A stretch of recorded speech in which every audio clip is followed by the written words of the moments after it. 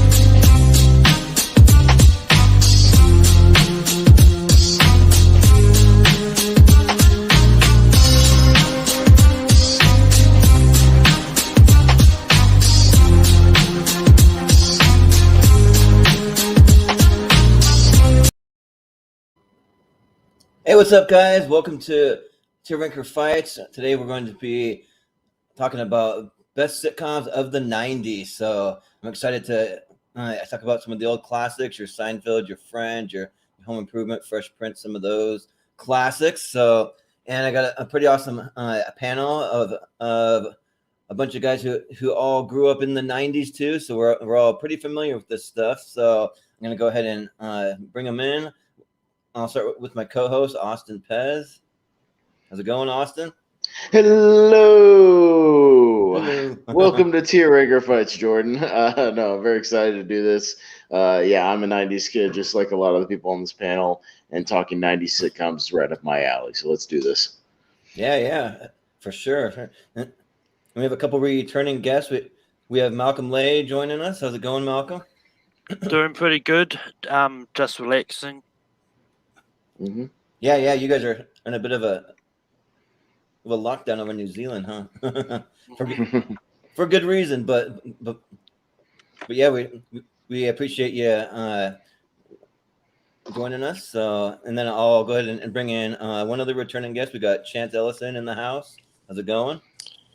Good. I think a lot of unique perspective to the show because I didn't grow up with any of this stuff. I had to discover it later. So okay, if I had to find it later, right. I mean, some good shit. So yeah, I'm good. Yep. Right. Hey. Yeah, if it's worth. We're still. It'll be a out, unique perspective, whatever you kind of fell into over the years. Yeah, and later maybe either in syndication or on streaming. Yeah, it's a new unique perspective for sure.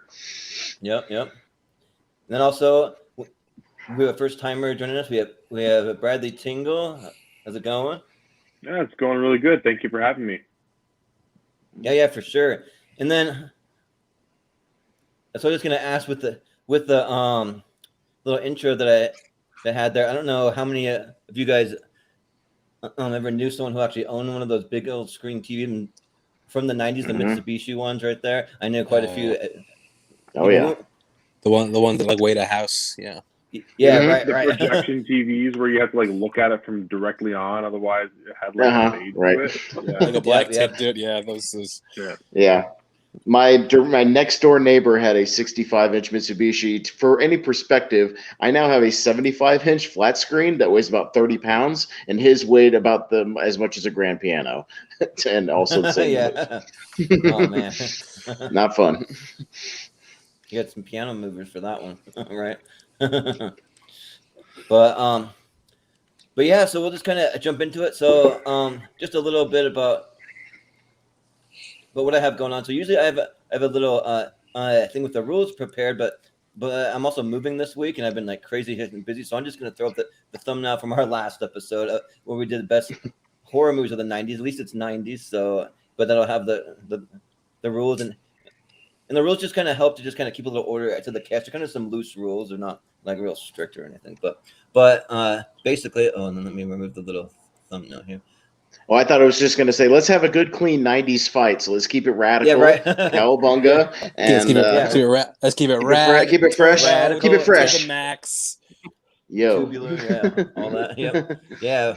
But Please do not talk or shout over each other. Please do be respectful of others' opinions. Each person will take turns to select a movie for ranking. The person who selected the movie will have 1 minute to explain which tier they think it should go in and why. All other participants will then have 1 minute to say whether they agree or disagree and may suggest a new ranking. And the host, which is me, will decide on a ranking that averages out everyone's opinion. And we can also have a little debate over that too, and then just decide if the proposed ranking is acceptable for everyone. So that's basically how it's gonna work. So I'll go ahead and bring up our tier ranker chart here. Give me 1 second.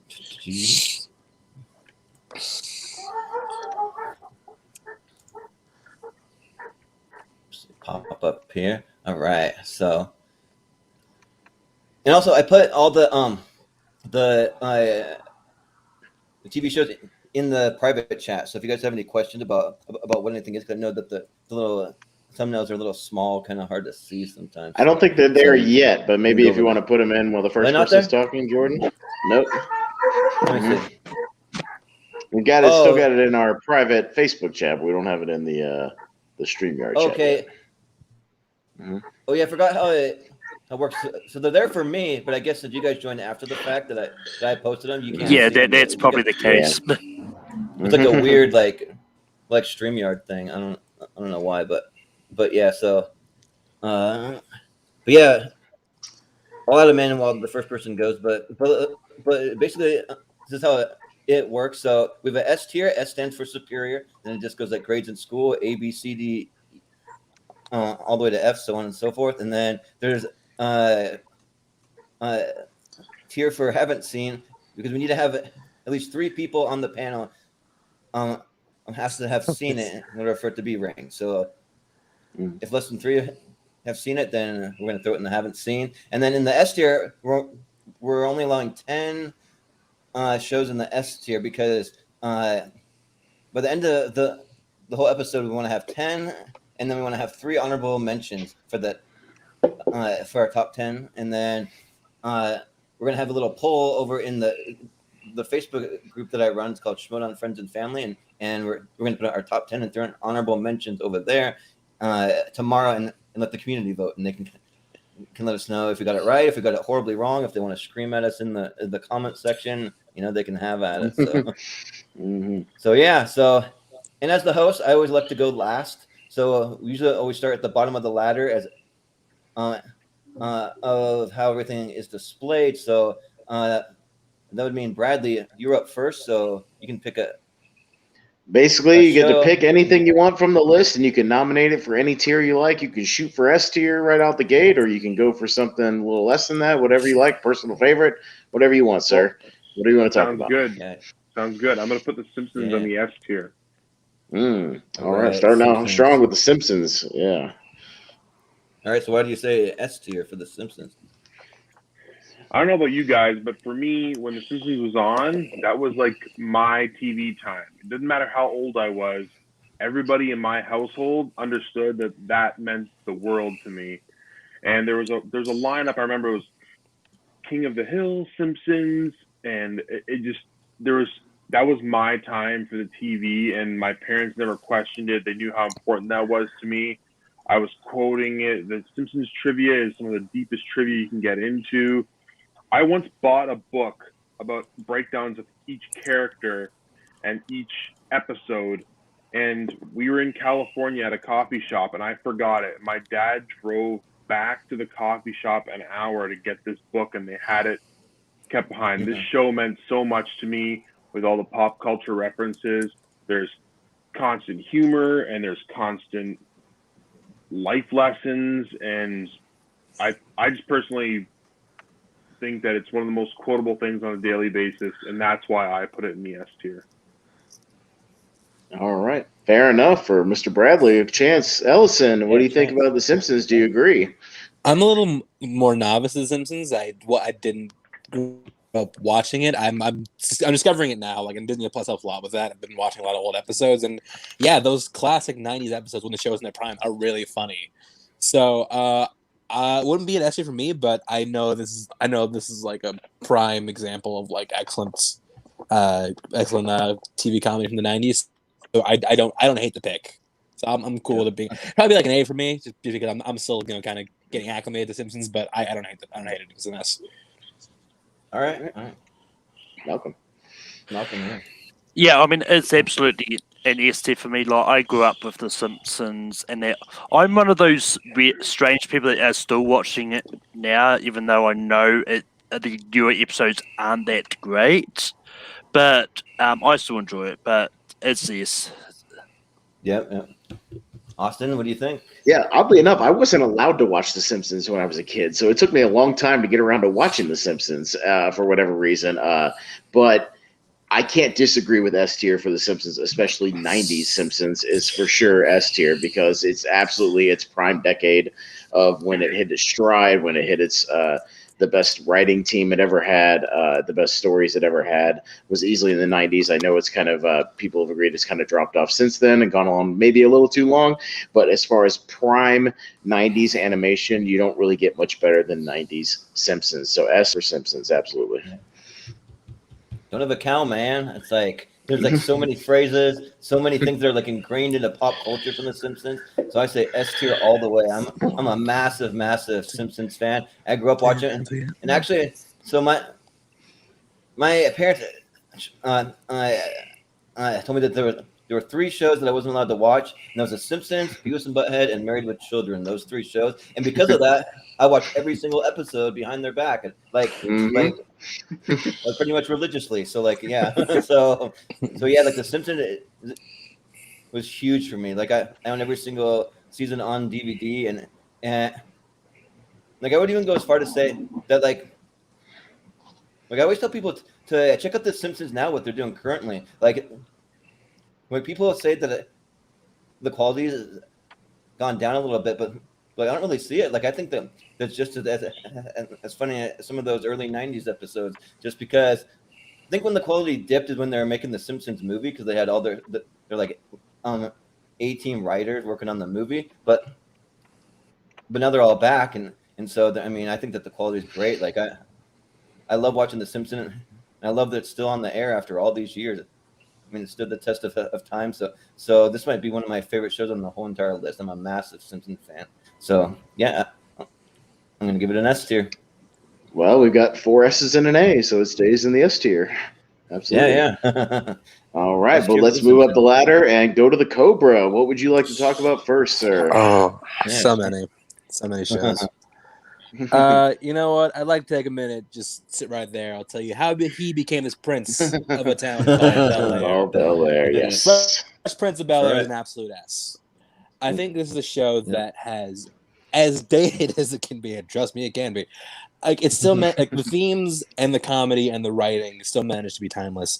I think that just the journey of Will Smith going from this, from a urban teen to this like a Bel Air socialite. I think it's fascinating. I love the interaction between Will Smith and the entire cast. He's excellent on this show. I love James Avery's Uncle Phil. I mean, the Carlton has become an iconic dance move at this point. So many lines, so many great episodes, and the fact that the show just dealt with real issues in a real way, in a way that it can make it digestible to a wide audience in 30-minute chunks. I think that there are very few shows that had as much resonance as Fresh Prince of Bel Air. Hashtag team dark skin Aunt Viv, and yeah, definitely S tier. Yep. Nice. Yeah. Malcolm, what do you think? Fresh Prince. Yeah, I mean, me and Chance don't often agree on anything, but I agree that S tier is definitely where Fresh Prince goes. But it's one of those shows that stands the test of time, and I mean, the amount of times I've seen that clip going around of Will Smith confronting Uncle Phil about his father and all that. It's just classic S tier all the way. Yeah. And I want to say welcome to Jacob Barber. How's it going? How's it going, guys? Yeah. So When we get around Joseph- to you on the ladder, we'll get your opinions on both when we swing around to you on the ladder. I think both. Yeah. We just talked about The Simpsons and we're talking about Fresh Prince right now. So, yeah. As far as this is an easy top 5 S tier, like 100%. It's no doubt in my mind. It's every character is great. Uncle Phil, played by James Avery, is one of the great father figures. We talked about him when we did our TV dads. I mean, he was like easy top 3. One of the best ever. I agree with Chance about OG Aunt Viv because she's the best, and I wish she had hung around on the show. She's great, and just everything about it is so good. Just the energy that show had was just on another level. So I absolutely agree. S tier Fresh Prince. Yeah, the Fresh Prince is just one of those shows that just endlessly rewatchable. I mean, and the characters, like, you can still relate to them even now. Like, I think the show holds up. I mean, it might be a little outdated, some of like the clothes and the styles that they have and the music, that kind of thing. But like beyond that, though, like a lot of the rest of it really holds up, and it's still funny, and like the chemistry between all the cast is just awesome, and it's a show that just super entertaining. Like I mean, it's probably one of my favorite shows of all time. So these are 2 great picks to kick it off with because they're 2 of my all timers. So yeah, I'll say S tier all the way for Fresh Prince. So. Jacob, I'm gonna give your thoughts on The Simpsons and Fresh Prince. You can do both. Okay. I don't disagree with either of these. The Simpsons, I don't watch it lately. Like, it's got an incredible run, and I'll rewatch some of the older episodes still. I think they're great. So I don't disagree with Simpsons being S tier. And then Fresh Prince, like, you're talking my favorite show of all time right there. Fresh Prince is fantastic. Will Smith's fashion will never go out of style, Jordan. Right. It needs to come back, is what I think. Bring it back. Yep. No, it's one that I can binge easily. I found the series at Best Buy and like instantly snatched it up. Didn't even look at the price. Just put it in my basket and walked away. Like, I knew I needed this because it's so rewatchable. It's still relatable today. So easy S tier and number 1 for me. Yep, and it's unanimous. So I'm gonna bump it even right up to the top. Well, So. Bradley Tingle needs to chime in. Yeah. What do you think, Brad? Is it going to be a clean sweep?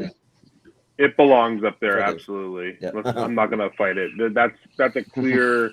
I feel like people are gonna the people's top pick. I'll be very surprised if it doesn't belong, and before we like get to anything that is anything remotely B, C, or D, you know.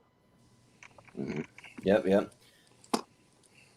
Yeah, I will say too, like going back to The Simpsons too. Like, I feel like that show's been like pretty much on like my whole entire life that I can remember.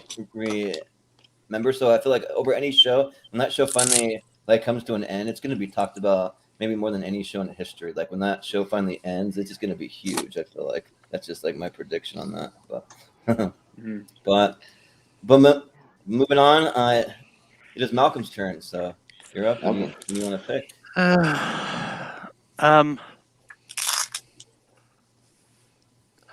I think I'll continue getting these obvious picks out the way. I'll be there for you, friends. This is. Friends is one of those shows which I grew up. I watched a lot. I'm not seeing it. Left side, third row. Left side, third row. Oh yeah, right next to Frasier. Yeah.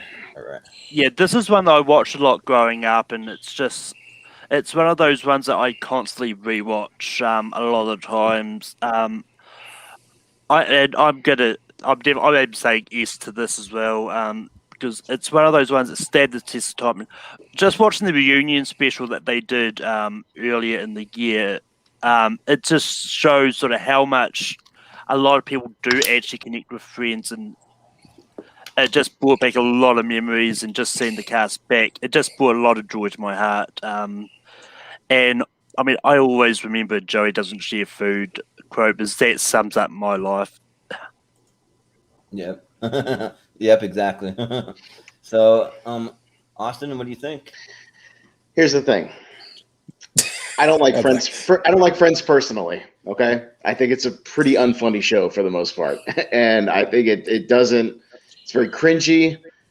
I don't like it personally. It just nothing resonates with me whatsoever. However, I am not oblivious to the fact that Friends is an S-level property, and the fact that people will these streaming services pay $500 million to have it on their service, and it is one of the most successful sitcoms of all time and has one of the most massive followings of all time. So personally, to see, for the purposes of this chart, I'm okay with it being an S. Yeah. For me, I think that well, I kind of follow along with you, Austin. Like the only person I really found funny on the show was Joey and occasionally Phoebe, but like that's about it. I didn't really relate to really anything else on the show. I would still though. Well, personally, I would give it more of like a B personally, but for this show, like I understand like the culture significance of it. So I would give it an A. That's going to be my final ranking. But if it goes into an S tier, I won't be mad about it. I mean, I'll be just fine with it going into an S because I I understand. would put it near people the love it. bottom of S tier, to be honest, like as far as pure pound for pound funny, but I'm okay with being S tier. But anyways, Yeah. sorry about that. Yep. Jacob. Yeah, what do you Yeah, think? I've been kind of the same boat you two are. I don't hate the show, but I'm not gonna like choose to turn it on if it's on, and I might chuckle.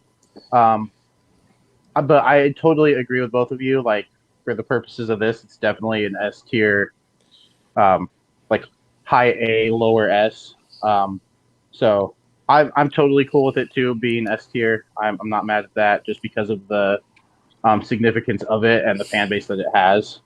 But personally, it's like a B level show for me. Yep. Well, we'll see what the rest of you guys think. Bradley, what do you think for Friends? I agree that based on like its popularity, it should be in S tier. For me, I would check in on it here and there. I do have some favorite episodes. That being said, I would probably put it in A tier, but if it ended up in S tier, I would also be more than okay with that because I just based on looking at everything else, if I had to pick a top 10, even if people didn't like it, it belongs there for sure. Yeah.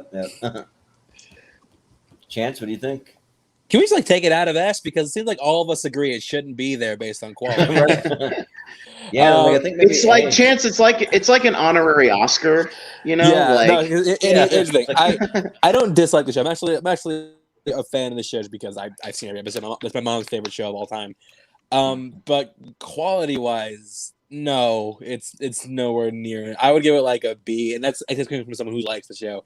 Just rewatching it now as my taste in television and comedy has changed. Like just so many of those jokes do not hit, and so much of the show just does not hold up. Like the funniest things about the show now are like the things that aren't supposed to be funny. Like seeing all like the fake brands they make to hide the actual brands, like that's great. But as far as the actual show, I'd probably give it overall like a B. Yeah. Well, where are we at, Austin, for like averaging it out? I don't know because it's like everybody's like, well, it's like S, but it's B. Like the reputation of Friends would garner it an S. Here's what I think would be a fair compromise. Here's what I think would be a fair compromise. I think it makes it into our honorable mentions, but maybe not the top 10. Is that fair enough? So it gets into the poll, so we can see what the community thinks, but maybe not the personal top 10 of this tier record chart. Is that fair enough for everybody? Yeah. So it'd be maybe like the top of A tier, so it makes it into the poll, like that sort of thing. Okay. Yeah. Sure. Well, 3 honorable Fair mentions by the end. So yeah. Yeah. So maybe it makes it You can into definitely there. make one of those. Yeah. Sounds fair right. enough. But Austin, what do you got? All right. Just because I know what Jordan's going to pick, because me and him are on the same wavelength, considering the show that we do on this particular channel, I'm going to let him have that one. So I'll go for something else. And I will advocate for one of my favorite shows of all time, and that's Married with Children. All right. for the S tier. Where's it at here? Do you see it? I gotta find it. Let me see. No, it's on here. I'm probably just not seeing it. Unless I like somehow. Oh, yeah, here it is. Okay, I'm like, you found it. There it is. Okay. Okay. All right. Yeah. Yeah, it's this is a show that absolutely broke almost every sitcom rule there was to break coming off of the 80s. They literally labeled themselves as the anti-Cosby Show, a family that openly It's a much better label now. yeah, right. Well, at their core had some love for each other. They openly insulted each other. They openly ridiculed and mocked each other. You had a guy in Al Bundy who had a very attractive wife and yet never wanted to have sex with her. You had a ditzy daughter, a womanizing, son, and everybody. Just the insults back and forth were great. The dynamic between Al and Marcy Darcy from next door is fantastic. How sort of politically incorrect it was from the time with Al working at a shoe store and constantly making fun of fat women. I mean, it just broke every rule that you could break, and it still holds up all the time. The fact that you can watch the show and the crowd itself is so unique. The audience level, it's not canned laughter. They stand up and cheer when Al walks through the door every episode. I mean, it's absolutely incredible and unique to the show. And I think for that, it deserves to be in the S tier. Yeah. I 100% agree with that.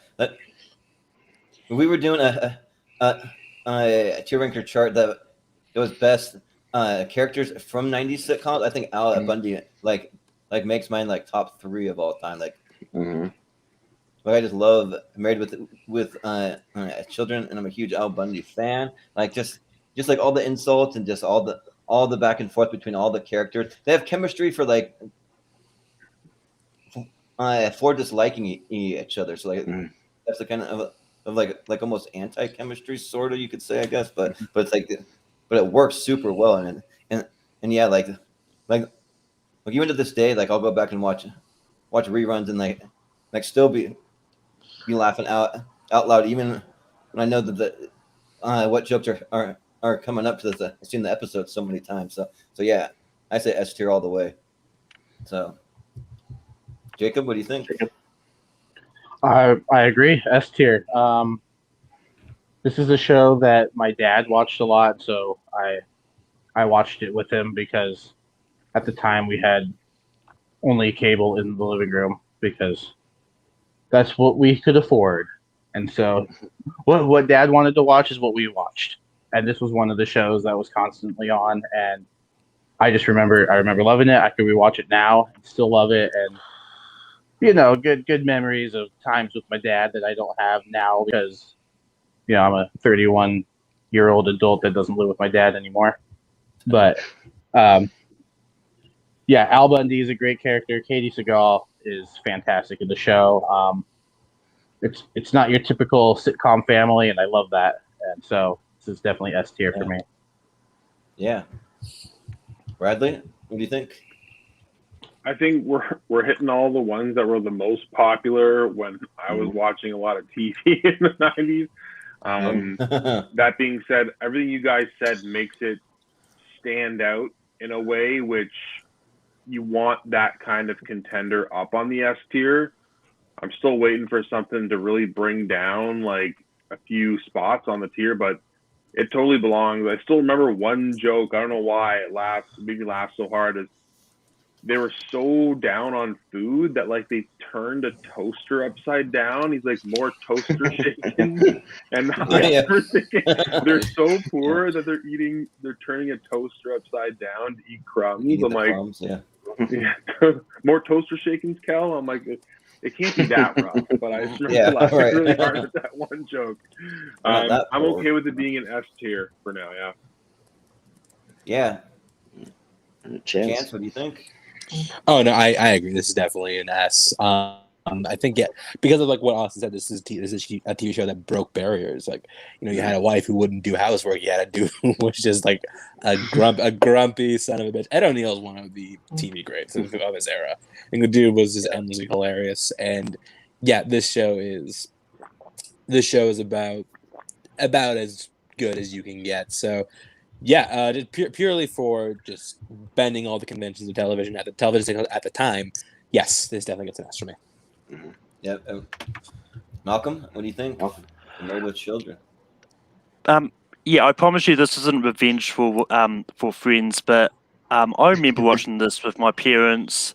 I couldn't quite get into it. It's one that I haven't actually gone back since. I would probably put it in C at best, but it's going to end up in S tier anyway, so I'm not too upset about that. All right. Well, it's almost unanimous. We got one C, so I kind of feel like maybe Malcolm's culture very is too low polite score. to understand Married with Children. You have to be an American to understand Married with Children. Yeah, right. Yeah, right. Understand the hatred for your fellow family members. I think even so, we've got 5 S pretty much votes the to one C. Yeah. So yeah, it'll still end Yeah. up at least mid S tier, most likely. Yeah. Yeah. All right, and Jordan, you're up, sir. Well, so wasn't sure if I was going to bring it up right away. I may as well just get it out of the. You might as well. Let's get it out of the way. This is the jerk store called it, and they're running out of you. So I got the George Costanzas. So I got to go Seinfeld. Also, my nickname for the episode is the Jimmy. That's one of the famous Seinfeld episodes where it's like Jimmy's new in town. Jimmy's got his eye on you. Jimmy's down. He talks in the first person. So it's Jimmy likes what he sees. Yeah, right. Yeah. So Seinfeld, it's over on the right. all the way. Yeah. So me and Austin, we actually do a Seinfeld recap show on this channel called Hello from Movie Hero, and so we recap classic Seinfeld episodes. We're kind of it's pretty new to the channel. We've only done one episode, but we have another episode coming up this week for it. But I know we're both massive Seinfeld fans. It's one of my favorite shows of all time. Like when I have family over, we all love watching Seinfeld. So I own the entire series on DVD. So we want to watch something.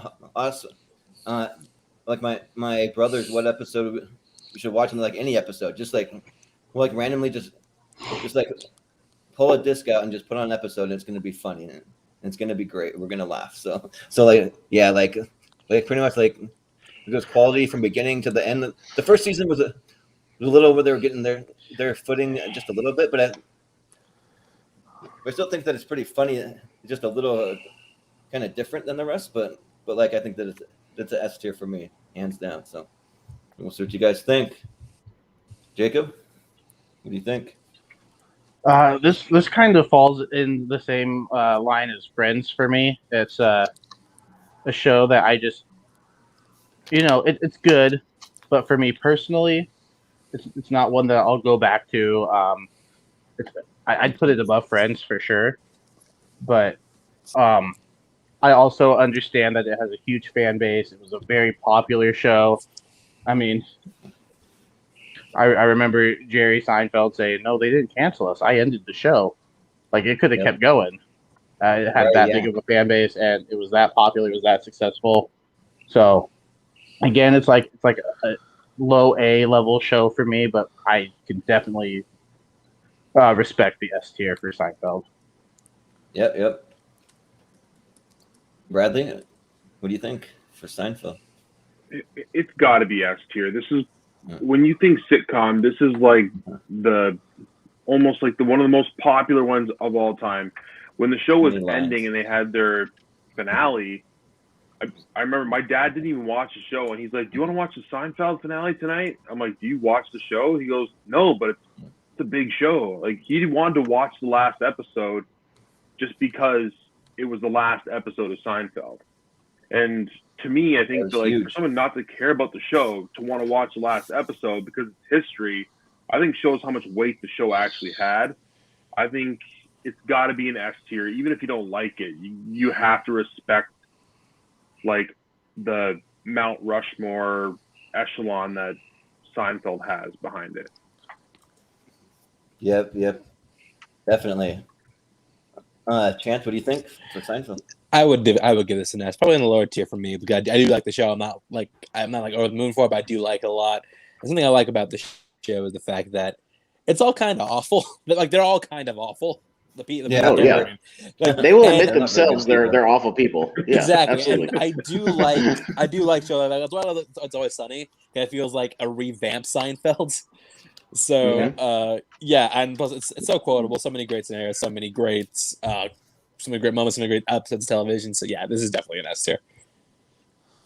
And also, it's a show about nothing. So it's like literally like nothing. I mean, no, situations, you know? that's a myth. It is not. True. It's yeah, not yeah, about right, nothing, but It's not that's about just nothing. the premise. Nothing. You Yeah. put it in quotes. Yeah. Right. but yeah. But Malcolm, what do you think? This is probably the biggest show on this list. I've never seen one episode for. I've seen various Oh, clips, wow. Man. but I've not Shock. watched Seinfeld, so I haven't seen it. Okay. Well, fair enough. Austin. Well, I mean, Jordan knows where I'm putting this. I mean, we do a damn show about it on this network. Yeah. So, yeah, I mean, no, it's an easy S tier. I think one of the most unique things about Seinfeld is that even if people who don't watch Seinfeld still kind of know Seinfeld, people know the Soup Nazi, people know yada, yada, yada, people know Serenity Now, people know Kramer and George and Jerry, and like people know the characters, people know some of the most famous things in pop we know culture Kramer comic. not because of the show. Yeah. Right. But people, you can see that picture and like and it's instantly recognizable. Like people know this IP. Like it's again right up there with The Office is one of the most valuable properties on the streaming service. There's a reason why Netflix paid $500,000 for it now, and Hulu before that paid $500,000 for it. It's one of the most valuable properties. It's an easy S tier. Yep. I think it ends up in the S tier. It might be a little lower though, just based on some of the comments, but we'll kind of see how it stacks up to the rest of what we got here. So I believe that All right, Jacob, nominate your first show, sir. All right. Ooh, there's two that I want to bring up. Yeah. Let's go Family Matters. All Family right. Matters is a tier show, in my opinion. It's got another one of the great TV dads in Carl Winslow. And again, relatable to today. Just another great TV family. Urkel is one of the most iconic characters, I think, in sitcom, not just sitcom, but like television history. The issues and just everything about that show is fantastic. Both in the 90s and today. So I think Family Matters deserves an S tier. Yeah, for sure. Bradley, what do you think about Family Matters? I do find Urkel constantly saying Lara, like Laura. the main memory for me for that show. Other than that, I would probably put it at an A or maybe a high B tier. Yeah. I would Sounds watch good. it if it was on, but wasn't like like drop everything and everybody be quiet kind of thing. It was just like it's on, let's enjoy it. But based on scheduled programming, it wouldn't be my go-to right now. Yeah. Well, Chance, what do you think about Family Matters? This one's tough. I'm gonna say S just because I feel like it's like between everybody else is gonna get pushed back down to somewhere else. But no, I remember I discovered the show because Nick and I started running reruns. I'm like, what is this show? So I tuned in and I was hooked because I did find it very funny. I did find it very relatable. I think Urkel is the perfect stereotypical annoying neighbor trope in TV. I think he is the king of that category. And I also think that what's great about the show is the fact that it didn't shy away from like talking about kind of like Fresh Prince. It didn't shy away about talking about real issues, like about gun violence and racism and police brutality, and gang violence and so many other things that that were seen as not sitcom friendly for like a lot of these shows wouldn't even touch that. So yeah, I think that it's great. Yet another show in which Black Monk is replaced by someone who's lighter skinned, but I love original OG Aunt Harriet. I really do love this show, and props to having both one of the best TV dads and one of the best TV grandmothers of all time. Mama Winslow, you'll be missed. Oh yeah. Yeah, a lot of similarities to the Fresh Prince, I would say, for sure. Mhm. Yeah. But Malcolm, what do you think for Family Matters?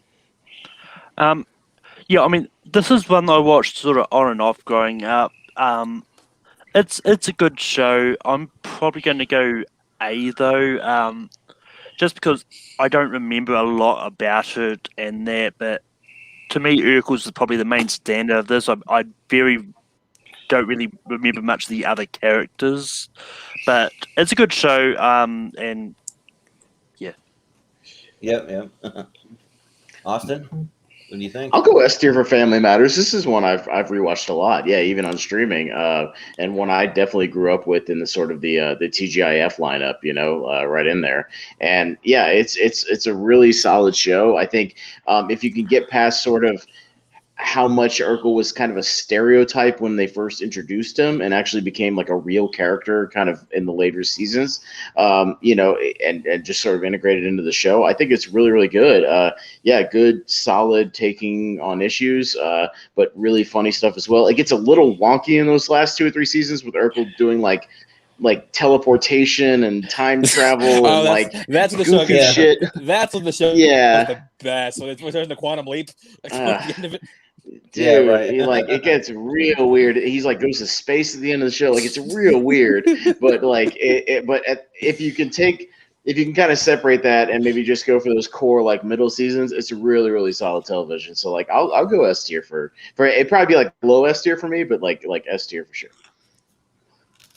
Yeah, and I'll go ahead and give it an S tier. Also, that I'm a pretty big Family Matters fan. I've always wanted to dress up like Steve Urkel for Halloween, but I don't quite have the right skin tone for that. So I just went as a nerd a couple years.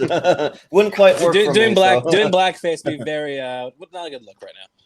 Yeah, no, definitely not a good look. So, but I did go as a nerd, and I just stole a couple lines from Steve Urkel one Halloween. But yeah, like, and also shout out to the younger sister that like went up the stairs and never came back down. Oh, like, she went up to her every time. Judy Winslow went up to her room and never came back down. Well, Yep, guys, she's still on punishment. I don't know what you're talking Yeah. about. She's still on punishment 20 years later. but she's in quarantine. Right, she's in quarantine. There you go. She got COVID-1. She got COVID back in 1992.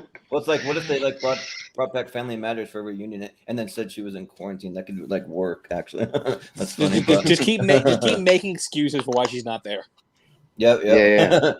but yeah, they covered some pretty heavy topics too. Yeah, like a lot of the things you guys already mentioned, kind of some of the like gang violence and like drug stuff, and like with Carl Winslow being a cop and stuff. So yeah, like one of the best TV dads. Just like so I'd say S tier. I wouldn't. But he's a good cop. That's the difference. He's a good cop. We need more Carl Winslows. He's a good cop. Yeah. Yeah, I'd say S tier.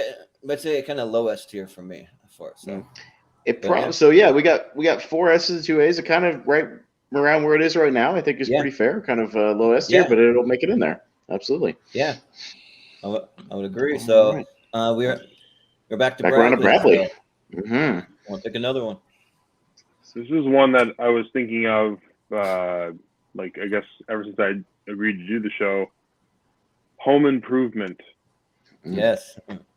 For me, Home Improvement was just one of those shows that if you actually like looked at it, it shares similar important traits that like some of these other great shows have. It starts off with something very zany, Tim hurting himself, whether it's insulting Al or the beginning of the show is always very zany and like crazy. And then it tackled regular issues and crazy issues. And I think each kid was represented a different kid from a different perspective. You had like a goth kid, the middle child, and then the jock. Everybody was a little bit different.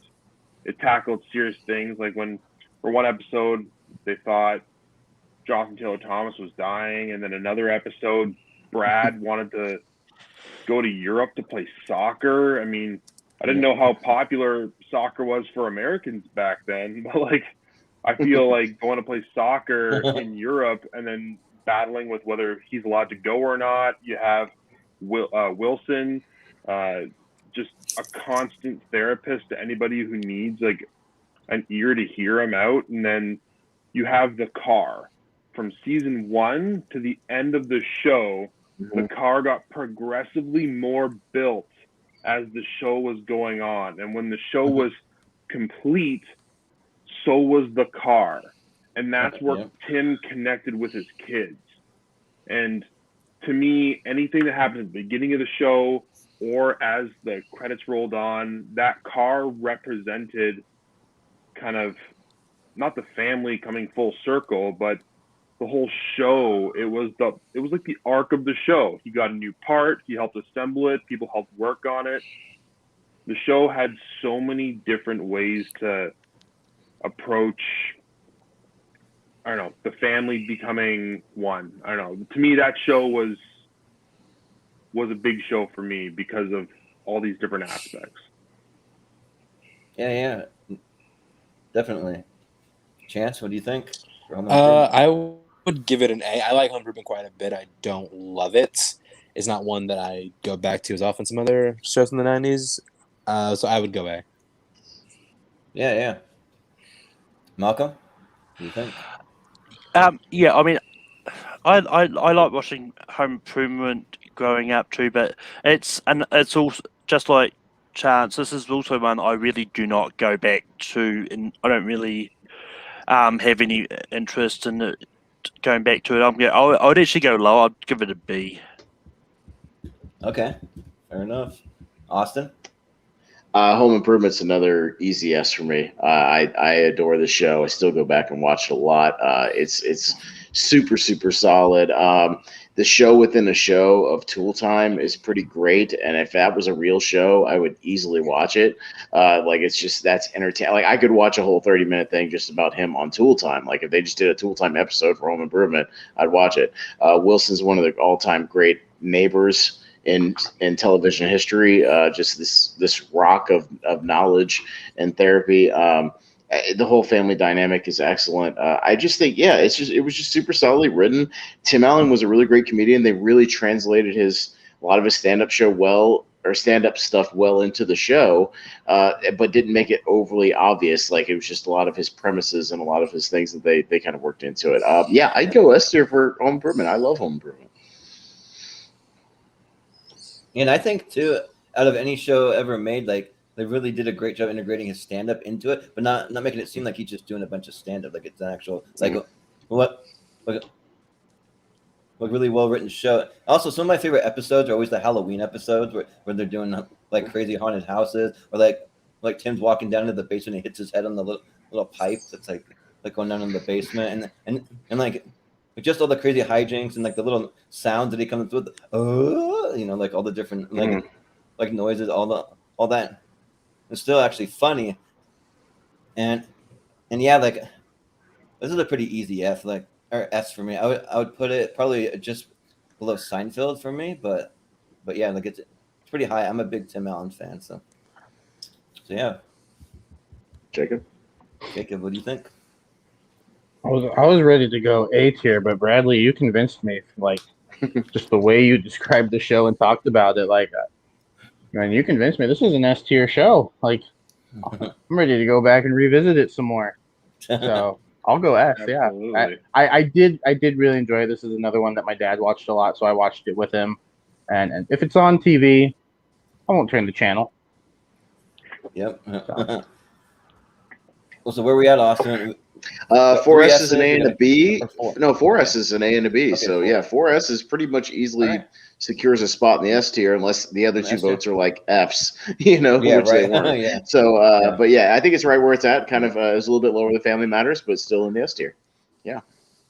All right. Well, we'll throw it over to Chance. You're up again. So you want to? Okay, I'm gonna go a little bit off the beaten path right now. HBO's known for their dramas, known for their big, epic shows, but I also think they sneakily made one of the greatest comedies of all time. I'm going the Larry Sanders Show, and I'm putting that in an S. Larry Sanders.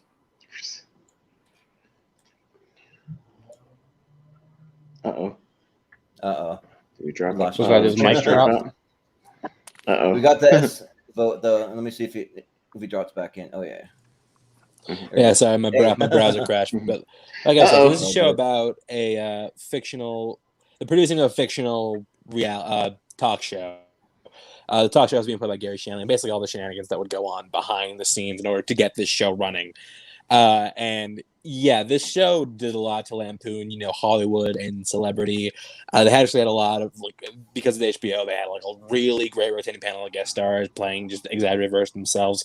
Gary Shandling's hilarious in the show. Rip Torn brings a lot of gravitas to it. Jeffrey Tambor getting a performance that might even be funnier than his work in Arrested Development. I think this is a show that is incredibly underrated because it is one of the best shows, not just of the 90s, it's one of the best comedies on TV ever made. It's only about 6 seasons, but it's on HBO Max. If you haven't seen it, I'd highly recommend checking it out. Yeah, for sure. Malcolm, what do you think of the Larry Sanders show? I haven't seen it. This is one that it never really crossed my path growing up. And I wish I had HBO Max so I could actually see because I have heard a lot about it. Yeah, right.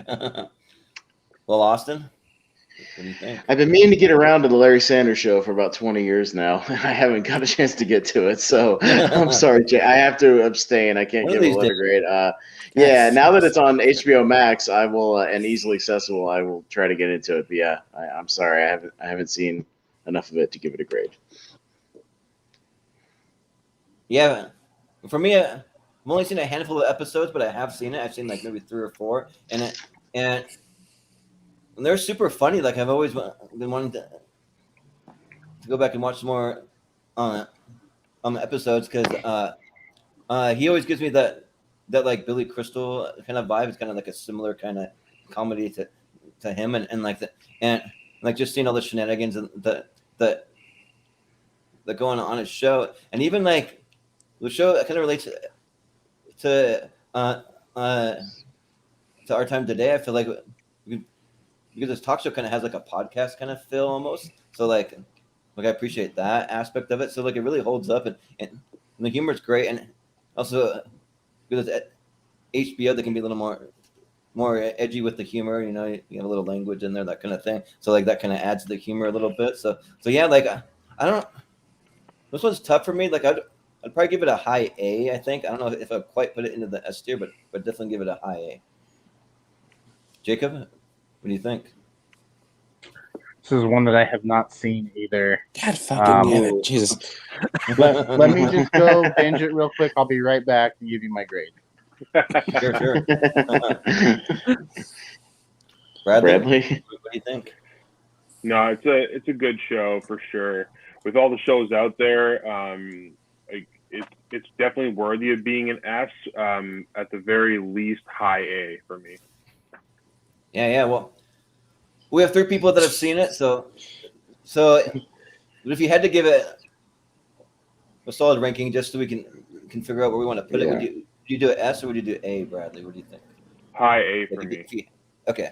So we have an S and 2 A's, so it's still an A tier for right now. I could make the honorable definitely higher than Friends, I would say. Yeah, probably. So, yeah. On average, yes, I would venture a guess, even though I haven't seen the show, that Larry Sanders is funnier than Friends. Okay, Gary Shandling is funnier than anybody on Friends. Yes, Gary Shandling. Rip Torn is funnier than anybody on Friends. Yeah. Right. Yeah. I will trust you on that. Yes. Yeah. So now we move Malcolm. on to Malcolm. You're up. So who do you want to nominate? There's about 3 ones I want to sort of go. One I could probably leave to the end. I'm going to go Boy Meets World. This is a show that I've actually just got into this year. I've watched all the episodes sort of but by now I've just started watching the sequel series. But Boy Meets World has been a show that I took a long time getting to, but after actually finally watching it, this is so great. I've heard so much about the character of Feeney and Koi and all that, but after watching it, this is definitely an easy yes. just like a lot of the sitcoms we have out there, this is another one that when it went into like serious territory, it really went into serious territory. And this is just one of those ones that I love, and I'll probably rewatch it more and more. Yeah. Yeah, definitely. Austin, what do you think? This is one that I do like Boy Meets World, but I don't have the personal nostalgic connection to it, like some of these other shows like Home Improvement or Family Matters, just because I didn't watch it a lot when it was on. I would watch it sort of in that TGIF lineup, like casually, but I was more of a casual fan of the show than like a big fan of the show. I do think it's one of the more solid ones, kind of aimed at younger people and families. So I'd give it like a high B, only because I don't have that personal connection to it like I do some of the other shows in the S tier. So I have to go for like a high B, but I don't dislike the show. I'm not meaning that as a criticism. I just don't have that connection to it. Well, it's fair enough, because for me, Boy Meets World is my favorite show of all time. Like I absolutely love Boy Meets World. When I grew up watching, I've probably seen the whole entire series like 5 times all the way through, and I've met Will Friedle, who plays Eric, the other brother, and then I was on a Zoom call with the rest of the cast where they did a little thing where they did some commentary on an episode called, and then there was Sean, and it's one of the best Halloween episodes. Like, it gets really meta, but it's like still like really super funny. So yeah, and yeah, like Boy Meets World, just like I think it's the greatest friendship what's ever been put to TV. Just like Corey and Sean is just like one of the like best. And like, if you don't cry at the very last episode where Mr. Feeney says goodbye and like is afraid to say I love you in front of them, but he says it after they all leave. Like you don't have a soul. Like that is just like one of the best finales. And yeah, like I've seen it 5 times, and I plan to watch it through again sometime. I'm not sure when, but I eventually will. So yeah, I say S tier hands down for Boy Meets World. So Jacob, what do you think? Yeah, this is an easy S tier for me. It's another one I can binge easily. I think this was one of the first shows I went back to and revisited when I got Disney Plus. This was the first choice for me, as far as TV series to go back and watch. Great choice. I think they did a really good job of handling all the different relationships. I don't think they put one relationship like at the forefront. Like, you had the Corey and Sean, you had Corey and Topanga, in the later seasons, Eric and Jack. And I think, like it's been mentioned, when they handled serious issues, they handled them really well.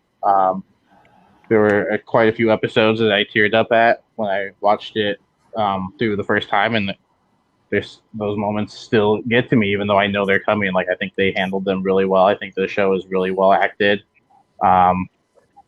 And, while the sequel series isn't the greatest, it was fun to see all the characters come back and just kind of reignite that love that I had for the series.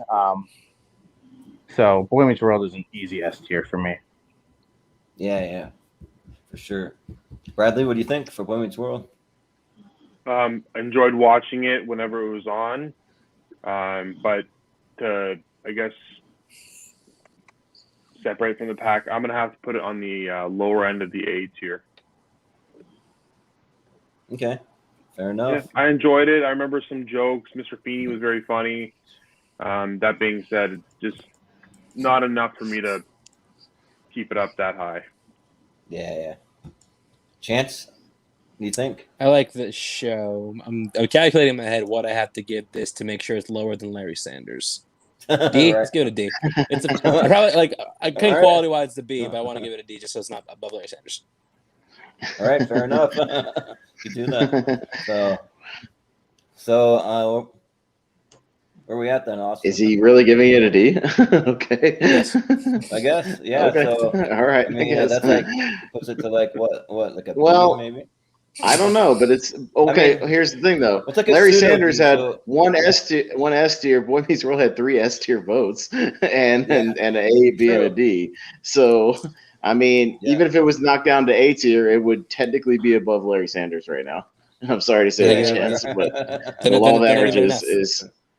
Yeah, he wants it.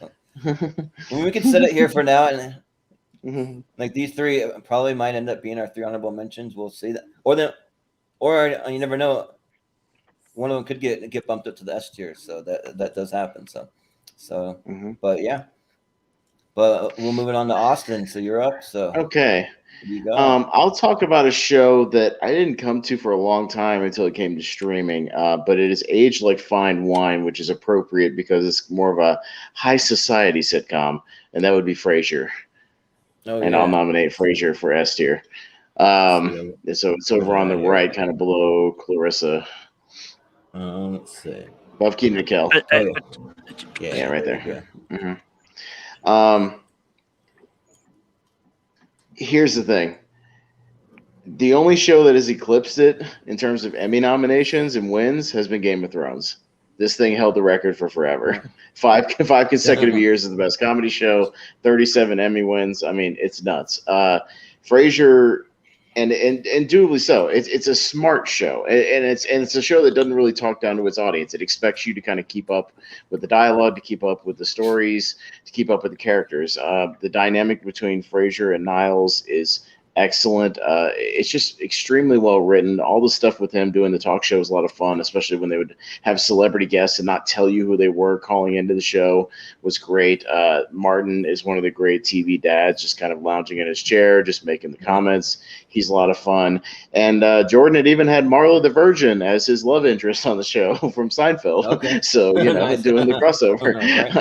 Yeah, she was the main star of the show. But Frasier's a show that just, it ages really well. It's a comfort show. It's something you can just put on and just relax and have a good time with. So I would nominate Frasier for S tier.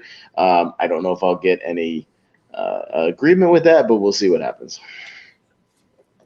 Well, for me, from the outside looking in, when I look at Frasier, it does not seem like my type of show, because I wasn't even a huge Cheers fan. Like I just kind of was okay with it. I didn't hate Cheers. I just thought that it was okay. But like Frasier, though, I really liked, and I liked that it was kind of smarter, kind of comedy, kind of higher class, and then also the love story between Niles and Daphne when he finally tells her that he's been in love with her all this time was like felt like a pretty big moment in the show. So like there's a lot of those type of things, and like yeah, I had a lot of fun with it.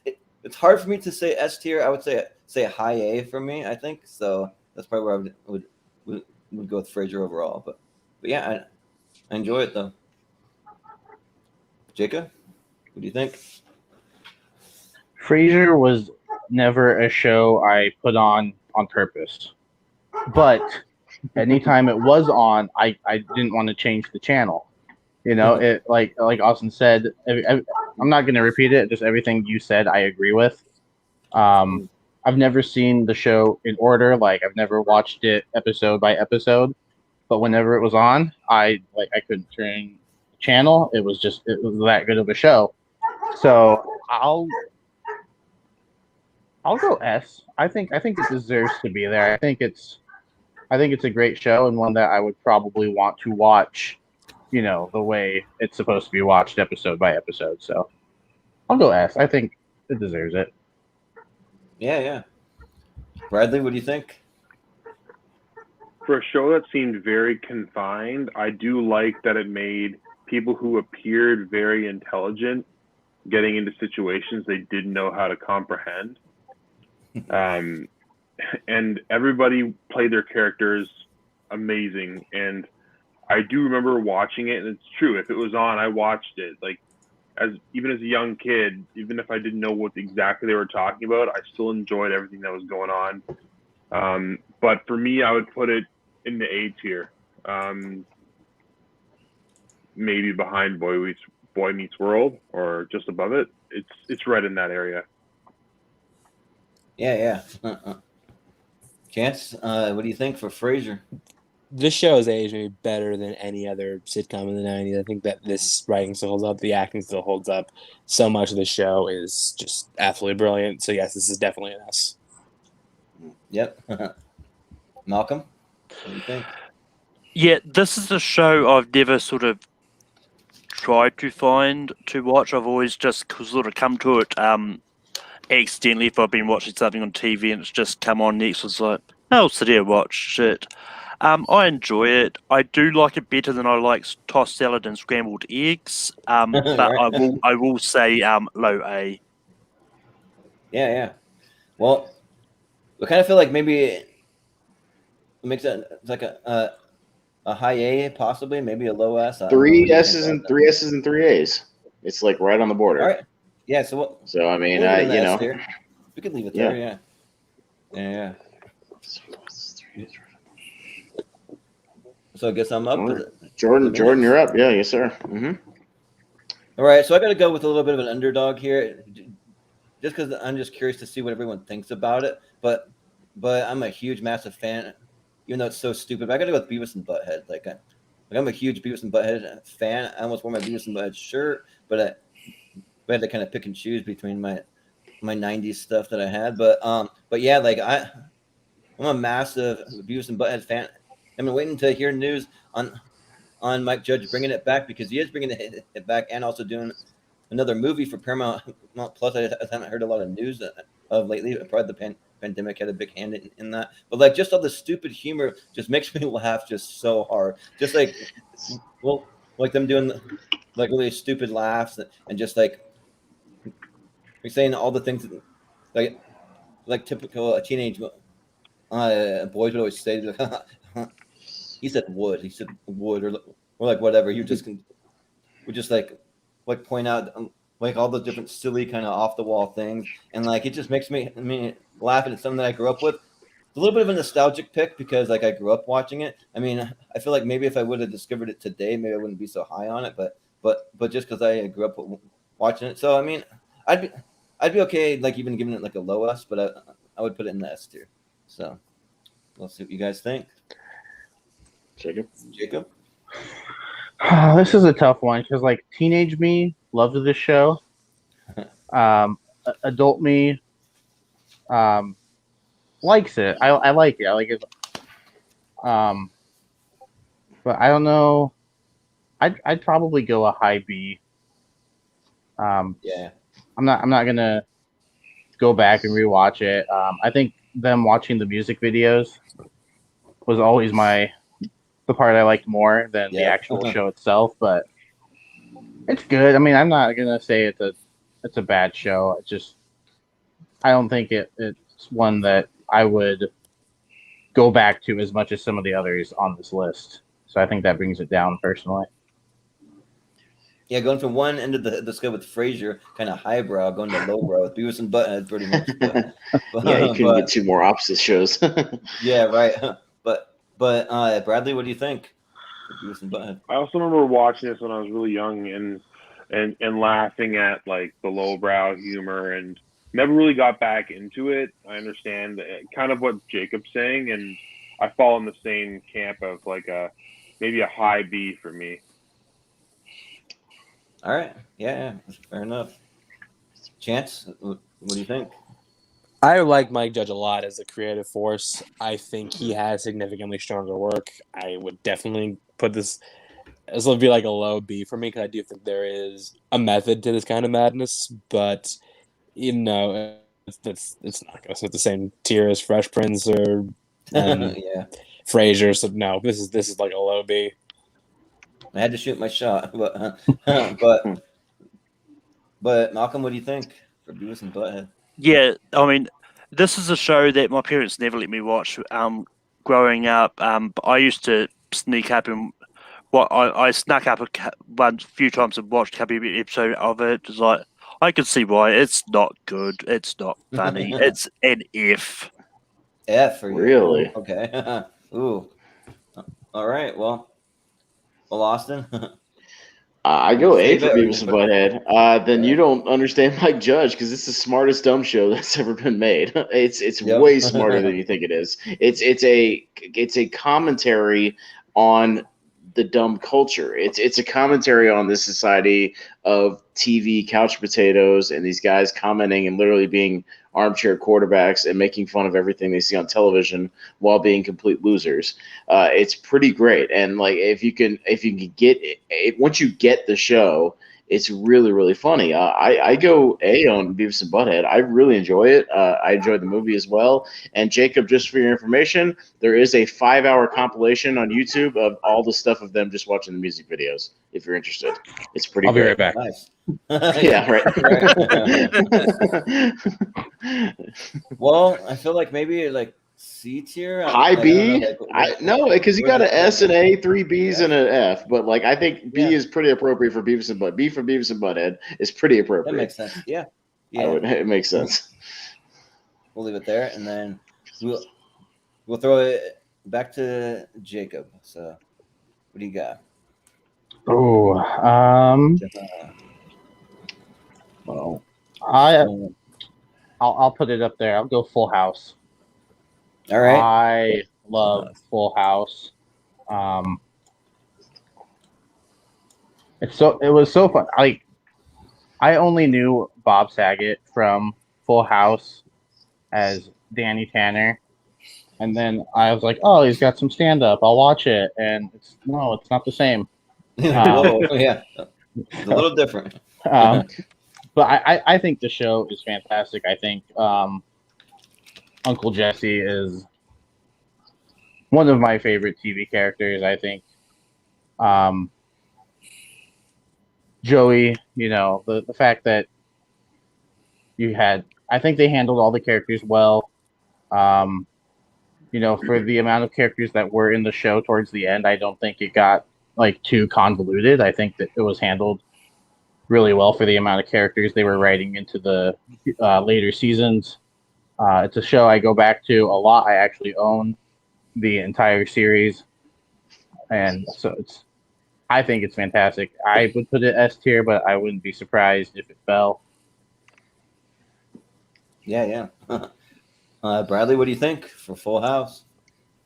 My house was not a Full House household. I just feel like it was never a show that I kind of just gravitated to. Watched an episode here and there, someone had it on, but other than that, I'm gonna put that in the C tier. Okay, yeah. Chance, what do you think? F. This show's fucking awful. The biggest issue with this show is that it's just not funny, and it's not funny because they never try and tackle they're trying to tackle like an issue. Like it's always like who's gonna do the dishes or who can limbo the lowest or dumb shit like that. And that's why that show had staying power. somehow, Chance, the birthday party didn't go as planned. Oh man, that's horrible.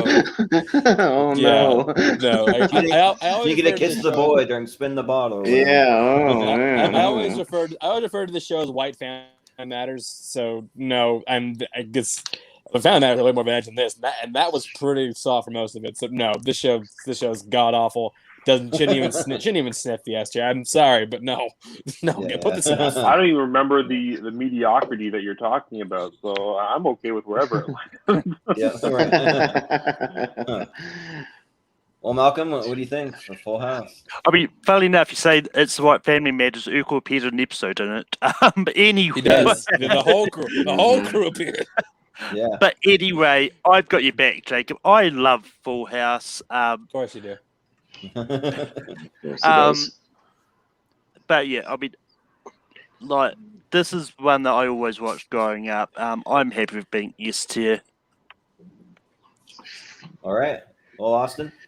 Full House is a fucking nightmare. It is one of the worst sitcoms of all time. It is a fucking atrocious show. I'm sorry. Like, that show stinks on ice. It is one of the worst. It goes for the worst canned laughter, bullshit, corny jokes you ever heard in your life. Like, I mean, literally, they have canned laughter when the Olsen twin just goes, "You got it, dude." Oh, is that hilarious? Right. Yeah, really funny. That deserves to be right up there with Al Bundy and Seinfeld and fucking Fresh Prince. Yeah, absolutely. Fuck that. F tier. Goddamn. Yeah, like Full House for me one of those shows I didn't really like it, but every time that it was on, I always found myself not really changing the channel for some reason, even though it was like cheese on top of cheesy jokes just over and over, and then you get to the like end part where they have to learn a lesson every episode, and it's even more cheesy on top of that. Like it's just like cringeworthy. It's just bad. And but, Fuller House is even worse. It got worse. No, I will say the show. No, I was wrong before. The show was funny. It was funny whenever it tried to be serious. That's when it was hilarious. Exactly. Yeah, that's hilarious. To tackle like that kid with him beaten by his dad. And just like, oh yeah, no, you are not the show for this. Stop it. No, Stop it. You're not. No, yeah, like I feel like I don't know that it's for like I don't know people that like don't want to watch like anything like remotely offensive at all because the show I think would probably get a G rating. Like it's just really just like super clean and stuff, family friendly. But like I don't know if I'd quite give it an F just for the fact that never seemed to really change the channel when it came on, but I never really go out seeking it. So I'm gonna give it a D is where I'm gonna put it. So.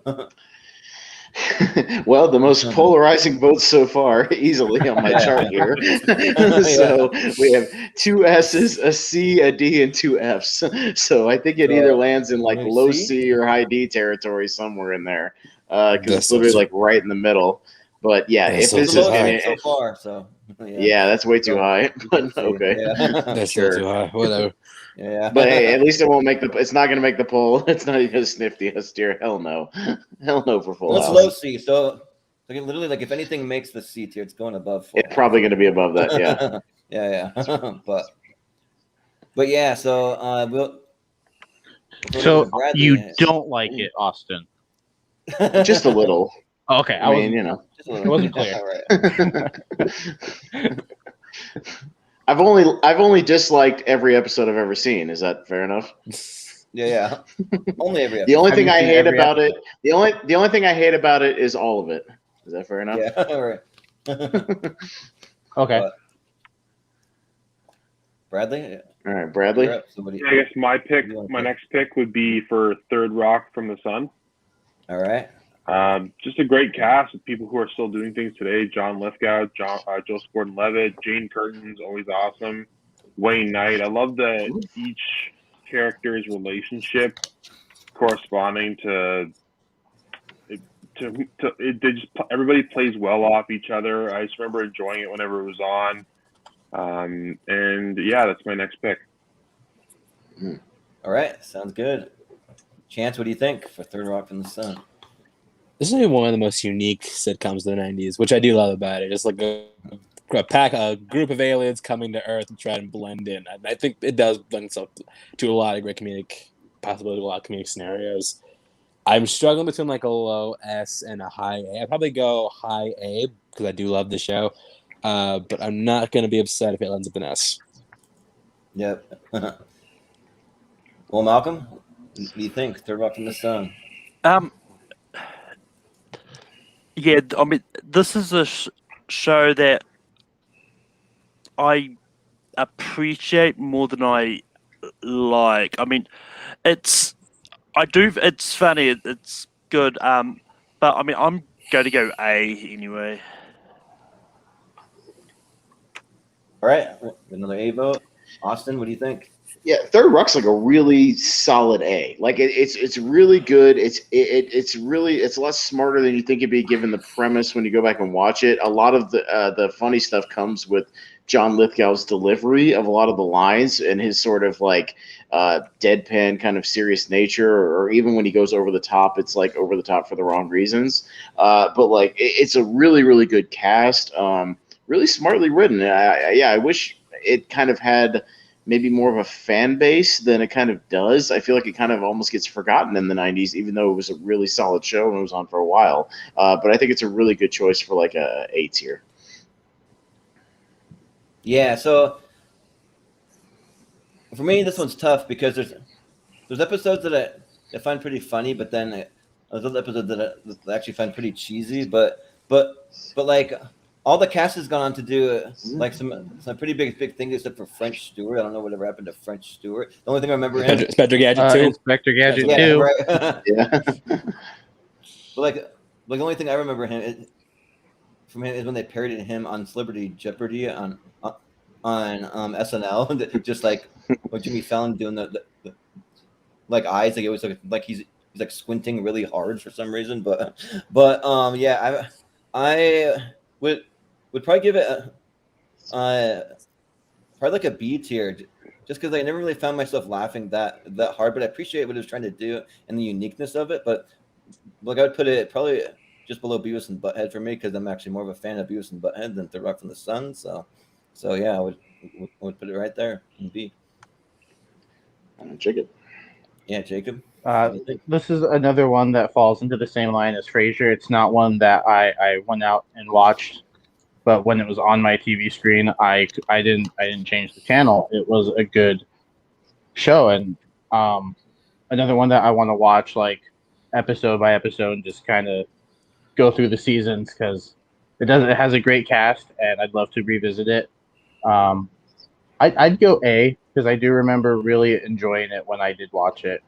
So I'd go A. Yeah, just a solid A.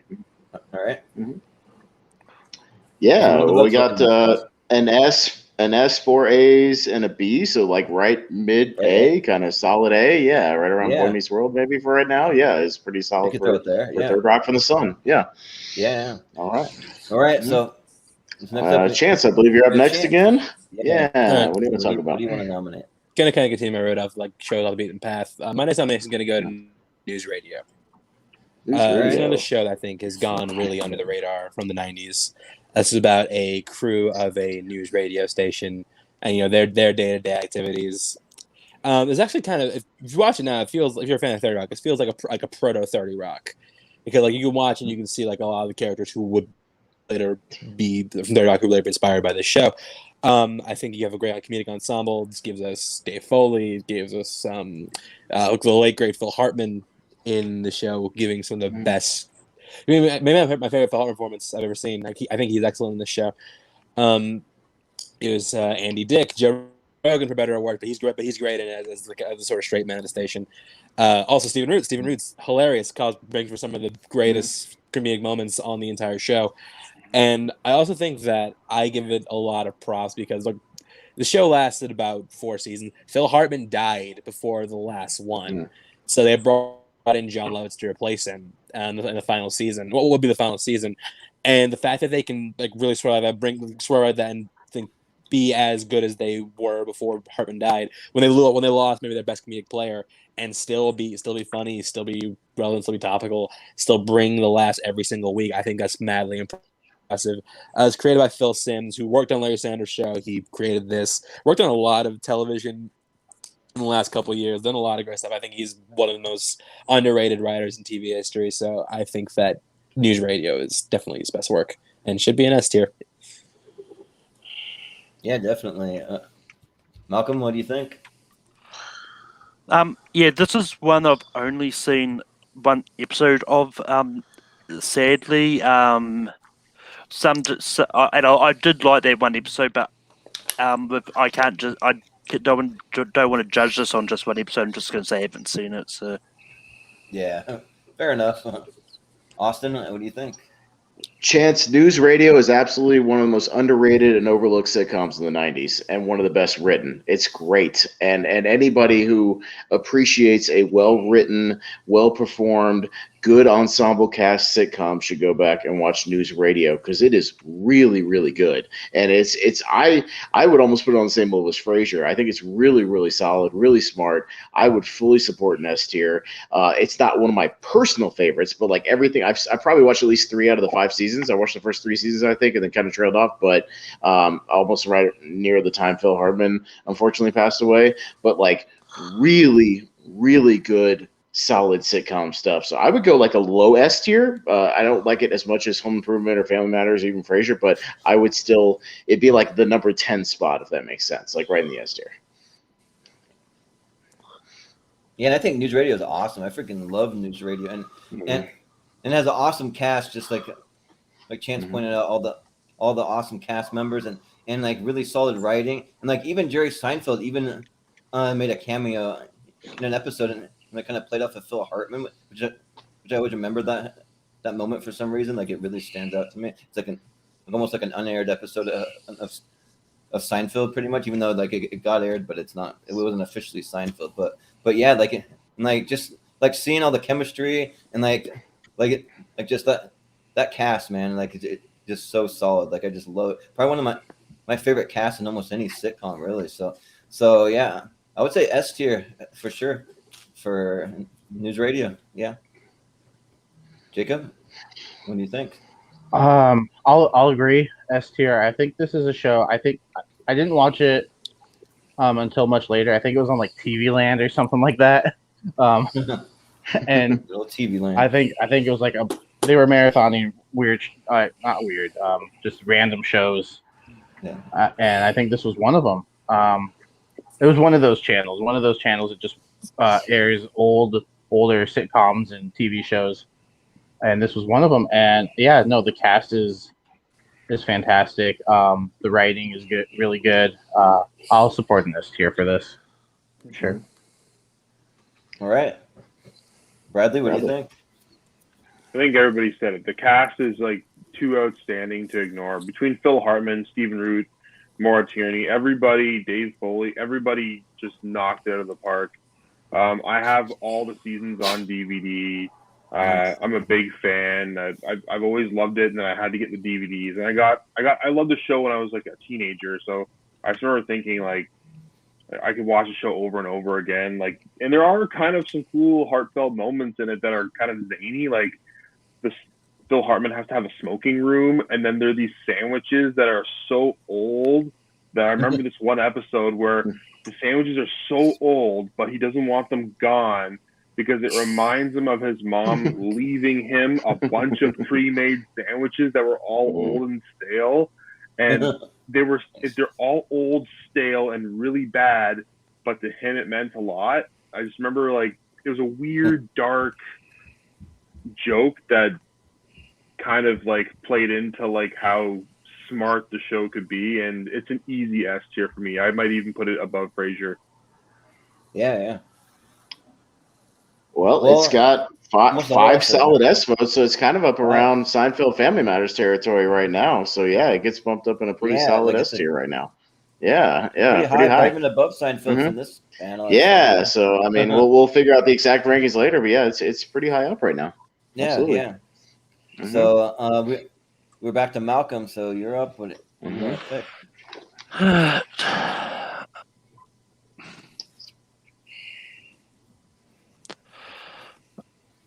Right, I'm going to go for this. I do not know how this is going to go, but look, growing up, I loved Sabrina the Teenage Witch. Oh God, I thought it was fun. I'm not going to try and shoot for S tier for this. Purpose. Personally, I would have gone S tier, but I'm going to go probably low A. Because I mean, this is one like Mr. Joan Hart was great as Sabrina, and like all the cast that just had their chemistry, and this is just one this is probably more nostalgia for me, but this is one that I grew up with. I love it. Well, Austin, what do you think? Sabrina the Teenage Witch is like the most C-tier, cookie-cutter, mediocre sitcom you could ever make. Almost like a robot or a computer like spat out a TV show. It's like, okay, here's the premise. She's got witch powers. There's a talking cat because people like that, and it has nice canned laughter. It's fine. It's like inoffensive. I don't have any nostalgia for it. It's okay. Like, I'm not saying it's like as bad as Full House. Like, I would watch it over Full House, but it's like C level at best, like low C. Yeah, for me, like the only reason why I ever watched Sabrina the Teenage Witch because I had a massive crush on Melissa Joan Hart. I probably still do. So like that's like literally like the only reason. Like I didn't really care about anything else that was going on that show, and so but I always seemed to just like kind of like Full House. Like I would like turn it on, and then like for some reason just like watch an entire episode and not turn it off, even though like I wasn't laughing. I didn't really think the jokes were even funny. It was pretty cheesy, but I think Austin's probably about right. Like the perfect C tier. I mean, I'd probably put it above Full House, but I'd put it above Full House, great but yeah, like C it's tier, yeah. yeah. It's like meh. So It's like meh. It's meh. yeah. Jacob, Jacob? what do you think? Yeah, I'm just gonna echo what you two said. C tier. It's a fine show. I watched it. Am I gonna go back and rewatch it? Probably not. Yeah. Yep. Bradley? Bradley? Yeah, I feel the exact same way as the last three people. So I think we're all on the same page. Yep. You know, I C tier above Full House. Yeah. Chance, what do you think? Yeah, I just put it in C. I just put it in C. I'm not having this conversation. Just put it in C. Right. It's better than Full House, fair though. enough. It goes above Full House. Put it above Full House, but put it in C. I'm done. Yeah. Yeah, because of the S tier, we'll put it Yeah. above Full House. But yeah. Austin, you're up. All right, let's stir things up a little bit, have a little more fun, much like the Full House one. I can't tell you how much I hate Saved by the Bell.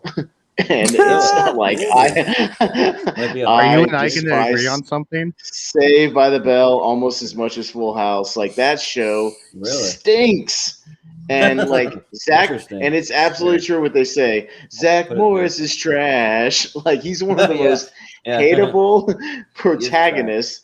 Like, yeah, like this cast is so annoying. Every issue they tackle is horrendous. The I'm so excited caffeine. Oh my god, it's one of the cringiest things you'll ever see in a show. This show is cringe to the max. It is one of the worst things about like 90s teenage sitcoms. It is horrible. So like I don't know if I hate it as much as Full House, but I would still put it in like DF territory. I hate Saved by the Bell. All right. Well, fair enough.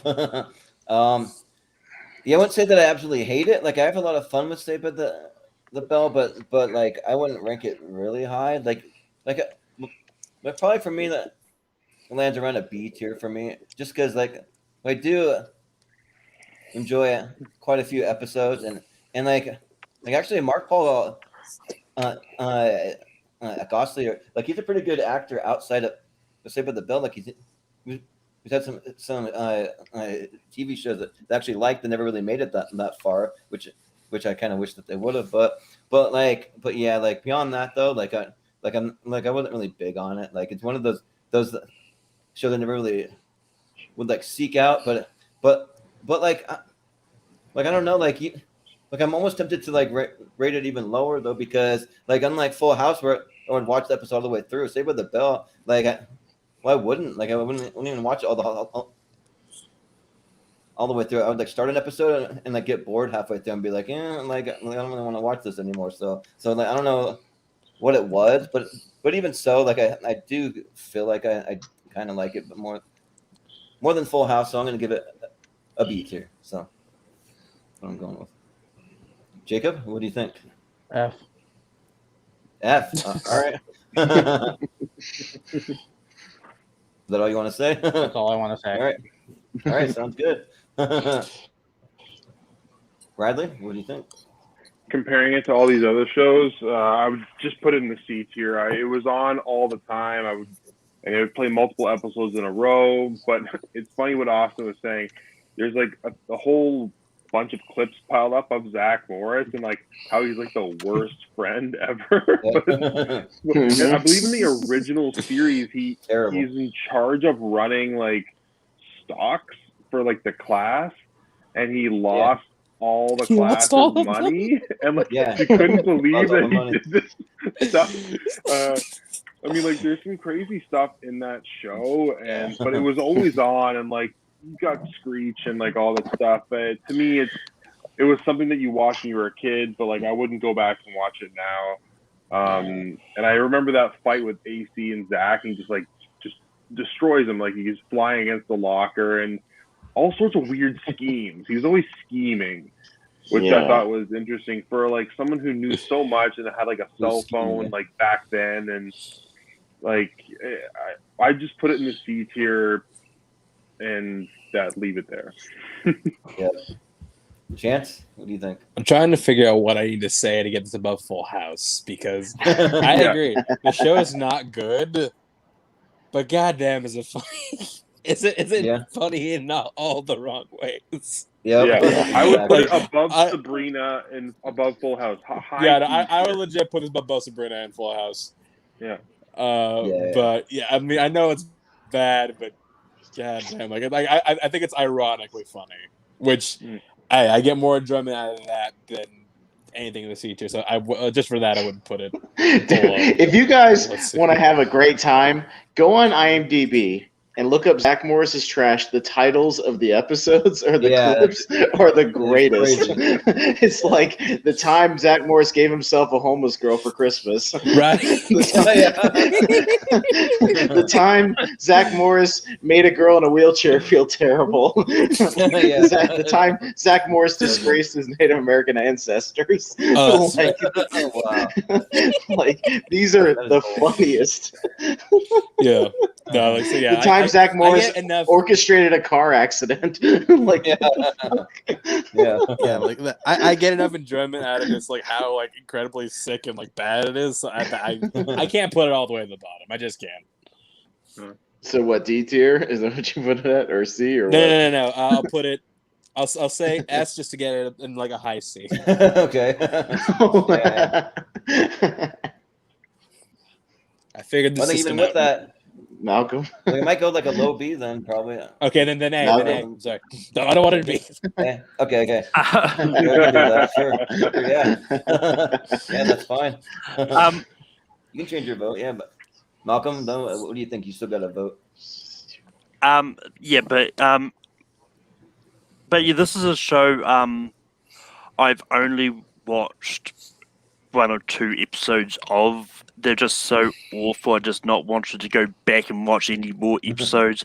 Why is this getting a reboot? I have no idea. But I'm just going to go F.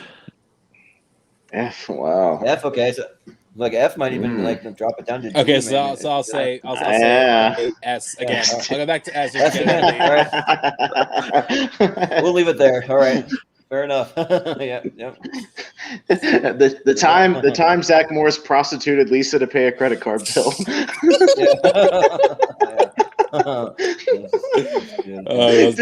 go on IMDb and look up the titles. These are the greatest. I've seen that whole series. Like, series is amazing. Oh yeah, it's great. I just reading the titles is like the funniest thing. Yeah. Well, I guess I'm up next. So I'm just gonna keep on kind of shooting for the stars. So I'm gonna go with Martin. Like Martin, it was the show I watched all the time growing up, and I would say S tier for sure. Like I always use the line "Damn Gina," but I'll like say it to like all the girls that I've ever dated.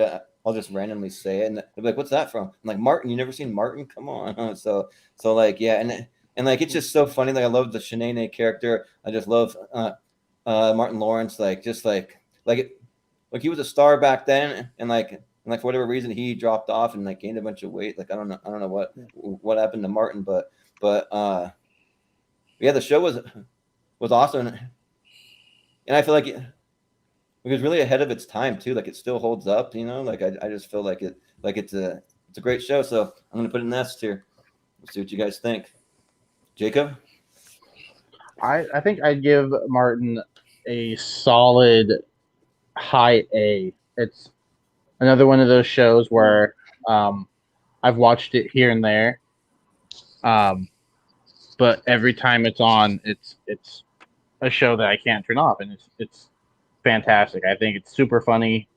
I think the characters are great, and if I binge it, like I might even change my mind afterwards. I think it's really, really solid. Yeah. Bradley, what do you think? Never caught a lot of it. Couldn't say I watched too much of it either. So I'm just gonna put it in the B tier and let everybody else kind of dictate where it goes. It was one that I didn't spend too much time on.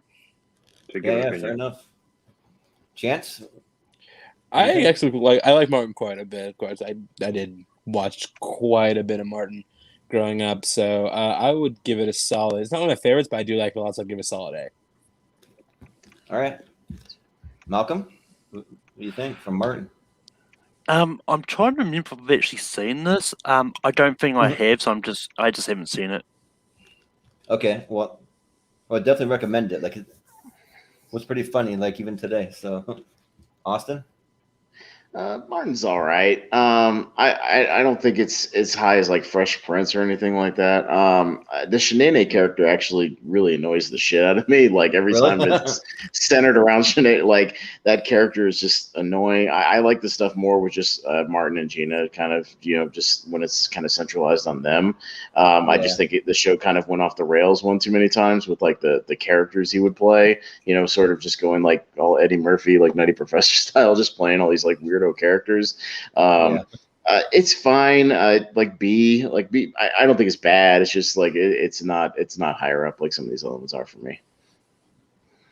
Yeah, but we'll say that for whatever reason, for me, that I feel like Martin Lawrence did a better job than Eddie Murphy playing all these random characters. Like, if for some reason when Eddie Murphy does it, like I agree, Eddie Murphy's one of the all-time greats, but like when he plays these characters, it just not work for me very well. But like Martin, for whatever reason, kind of did. But anyways, where are we at as far as the votes? One S, two A's, and two B's, so maybe like mid A. I'm trying to see, kind of maybe around Third Rock, something like that. Yeah. Yeah. Well, like Third Rock got a little more love than Martin, so Third Rock, had a few more A's, so yeah, maybe. Mm-hmm. Yeah. So I think we'll do one more regular round here, and then we'll move into our Hail Marys after that. And we have a kind of a new way of doing the Hail Mary. I'll explain when we get to it. But for now, we're back at the bottom of the ladder. We'll go up the ladder one more time in our regular round, and then we'll go from there. All right. Jacob. Yeah.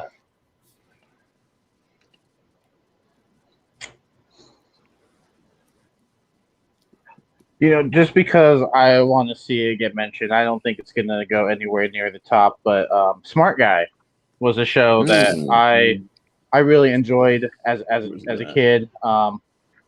It's right there. You're on it now. I'd put it solid like B. Not going to put it any higher than that. It's a nostalgic pick for sure. I watched it as a child, and then it's another one that I went back to once Disney Plus became a thing, and it doesn't hold up, but it's I still had fun with it. So just to see it get mentioned and show it a little bit of love, but not too much love, I'll say Smart Guy is a solid B tier. Yeah. Bradley, what do you think? For me, I agree exactly. Where it is right now is very appropriate. It's definitely a nostalgic pick for me as well. It wouldn't be one that immediately popped in my head, but I remember watching it when it was on. B tier, below Beavis and Butthead for me. Yeah. Chance, what do you think? I'm cool to love B. Yeah. Sounds good. Malcolm? Yeah, this is one I've seen floating around Disney Plus. But I've been meaning to check it out. I just haven't got around to it. I just haven't seen it. Yeah. Austin? Yeah, really, really strong B. It's a stronger nostalgic pick for me, and I've gone back and watched some of the ones on Disney Plus since it popped up. It's pretty good. Not amazing, but pretty good. And I actually think the best stuff on the show is like the Marcus and Mo stuff with like Omar Gooding and Jason Weaver. I think their stuff is really good dynamic, and they're really funny. So, but yeah, a strong B. I really like it. Yeah, I'd say about the same.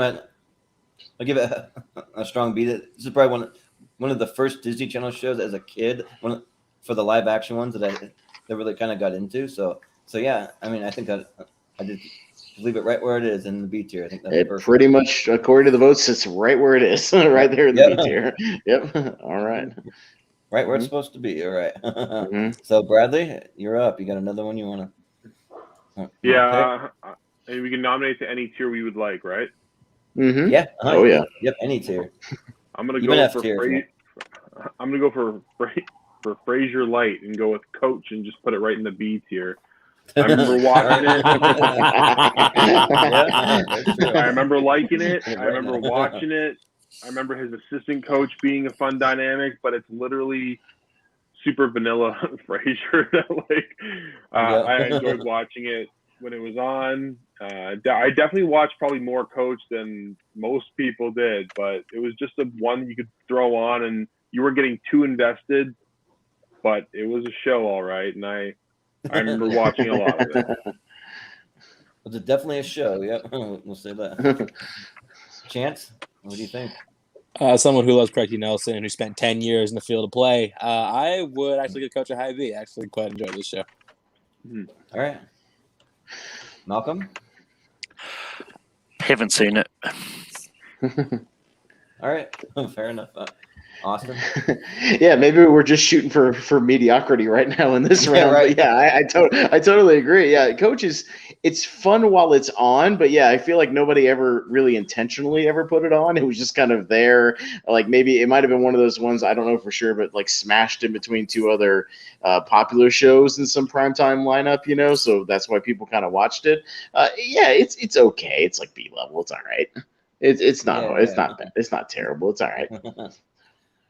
Well, for me, like I always remember that it would like come on after some other show that I was watching, and like I would just stick around just for the opening theme song because like I just kind of like hearing the kind of like college fight song and like for the opening theme, and that's really the only thing that I liked about the show. I did not really care about the show at all, so I would even give it a C. Like I would even put it in between Saved by the Bell and Sabrina for me.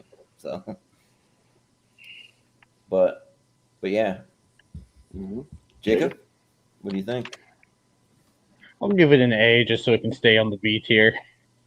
I think I think it's what everyone else said. It was on. You watched it. Yeah, it wasn't a bad show. I mean, so yeah, I think it's good right where it's at. Yep, that's what it was. It was a show that was on. But all right, well, I think it's gonna stay in the B tier. So then we'll throw it over to Chance. So. All right, goddammit. I am not gonna let this show go by without bringing up one of the baddest bitches to ever do it on TV in the 90s, Murphy Brown. Murphy Brown is an excellent show because there was a show that pulled no punches. There was no political issue they didn't tackle. There was nothing they didn't touch on. Candice Bergen gives, I put this in S. Candice Bergen gives maybe one of the best performances on television in any genre of the entire decade. So she was excellent. She won 5 and like 5 Emmys. I think they were all in a row for this show. And she won so much that she had to take herself out of contention just to give people a shot. I think the ensemble's fantastic. I think it still holds up today. The original show, they tried to revival, but it was really bad. But I think that original run is still excellent. And there is no way I'm letting this show go on without bringing up Murphy Brown. Right. Well, Malcolm, what do you think from Murphy Brown? So I've seen the reboot sequel series. I haven't actually seen the original series. Okay. Well, fair enough. That's all right. Maybe not a lot of these shows get out to New Zealand in like wide format or whatever. But Austin? Yeah, Chance stole my pick. That was what I was gonna pick next. Yeah, definitely easily the best kind of female-led sitcom of the 90s for sure. One of the smartest written. Yeah, it was definitely a more political kind of driven show, or just a political commentary sort of show. Yeah, it tackled a lot of current issues, a lot of stuff in the news.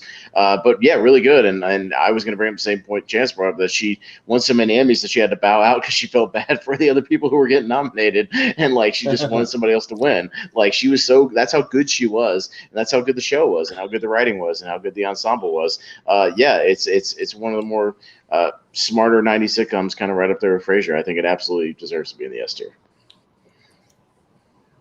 Yeah, for me, like the show never really hit big for me. Like it never, like I just like kind of would put it in a B tier. Like it's just perfectly fine. Like I don't think that it's a bad show, but like for me, like I never really found it that entertaining. It just kind of really was one of those shows that it really just kind of wasn't for me. But I understand why people like it and like why it won all the awards and everything that it did. So yeah, I would put it on a high B tier for me, just because I like Candace Bergen a lot, but the ensemble was just kind of it was all right. So yeah, but Jacob, what do you think from Murphy Brown? So this is actually one that I haven't seen, but Chance, you convinced me just in how well, how much you convinced me. S tier. Just off word of mouth. I'm gonna go S tier. Just off word of mouth. I want to go watch this now. I mean, if you win 5 Emmys in a row, I mean, you got to be doing something right. Right. Yep. Someone's watching you. Bradley, what do you think? Yeah, put it in the S tier. Lock it in. All right. So where are we at? Got 4 S's, and you're the lone B, Jordan. Right. Everybody else is Right. S, so it stays an S. Yeah. All right. Yeah. Well, fair enough. We'll leave it there. Yeah. Mm-hmm. All right. So Malcolm, you're up. So what do you want to go for? What's left?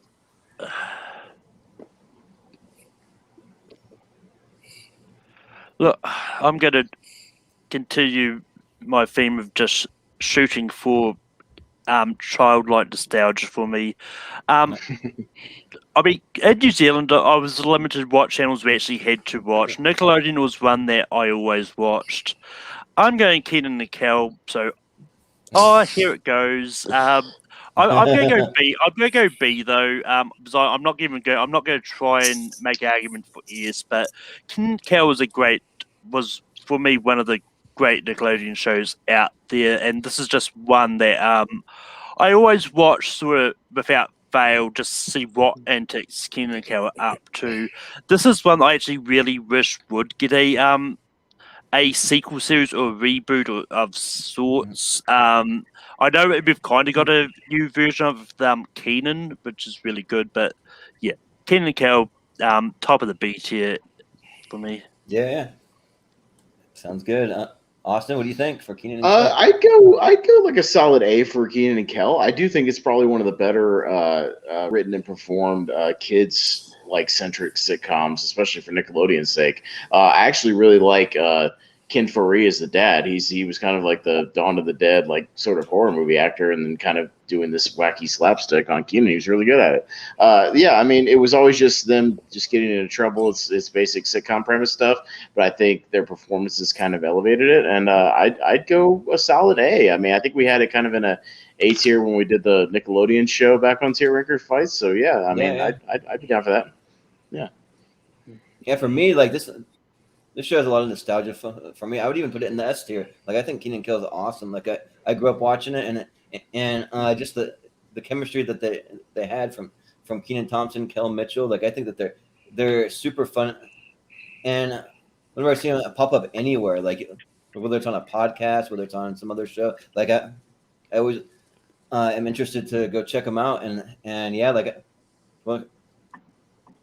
as a teenager, I found myself laughing pretty hard. I may not laugh as much now, but like from the nostalgia factor and like how much I would actually, with Malcolm, that I'd love to see a sequel series too. Like I think that'd be a lot of fun. So I'm gonna go S tier.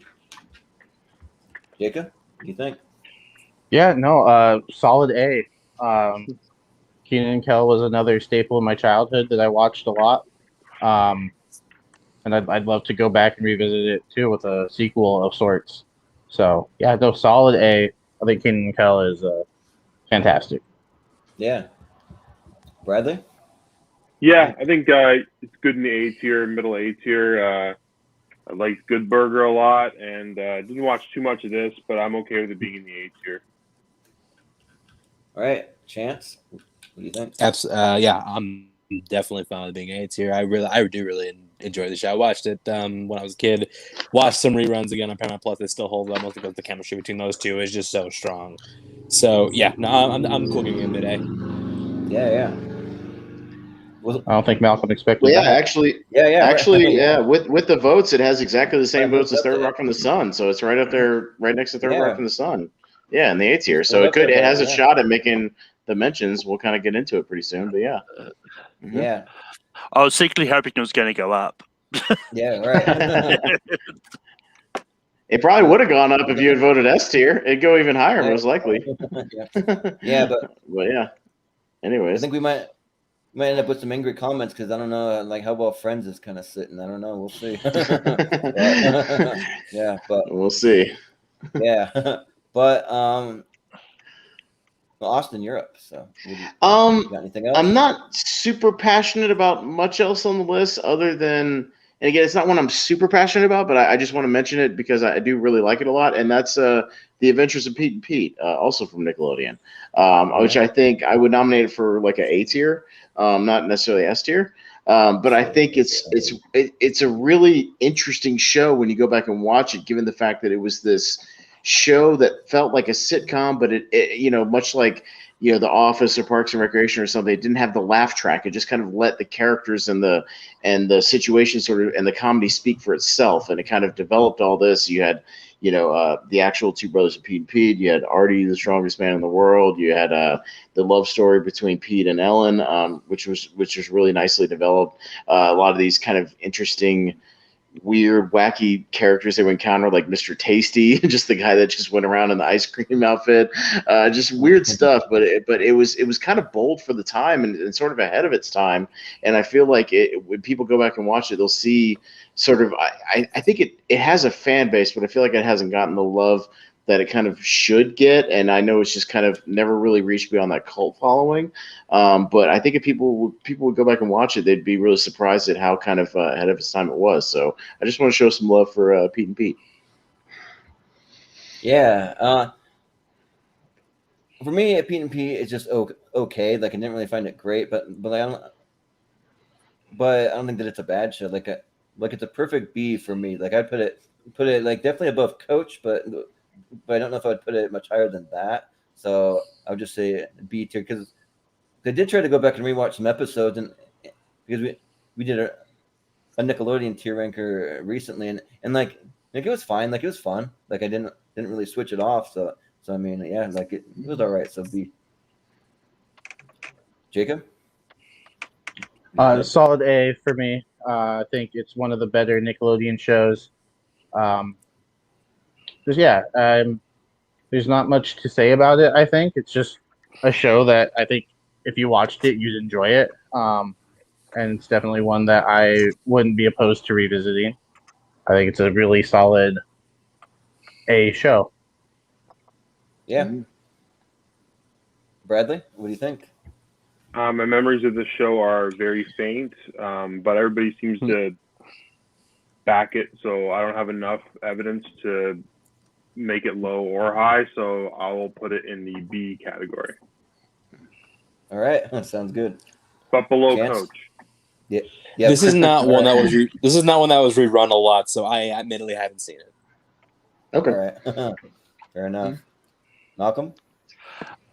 Yeah, I think I said this on Nickelodeon tier ranker fights, but I do not like Pete and Pete.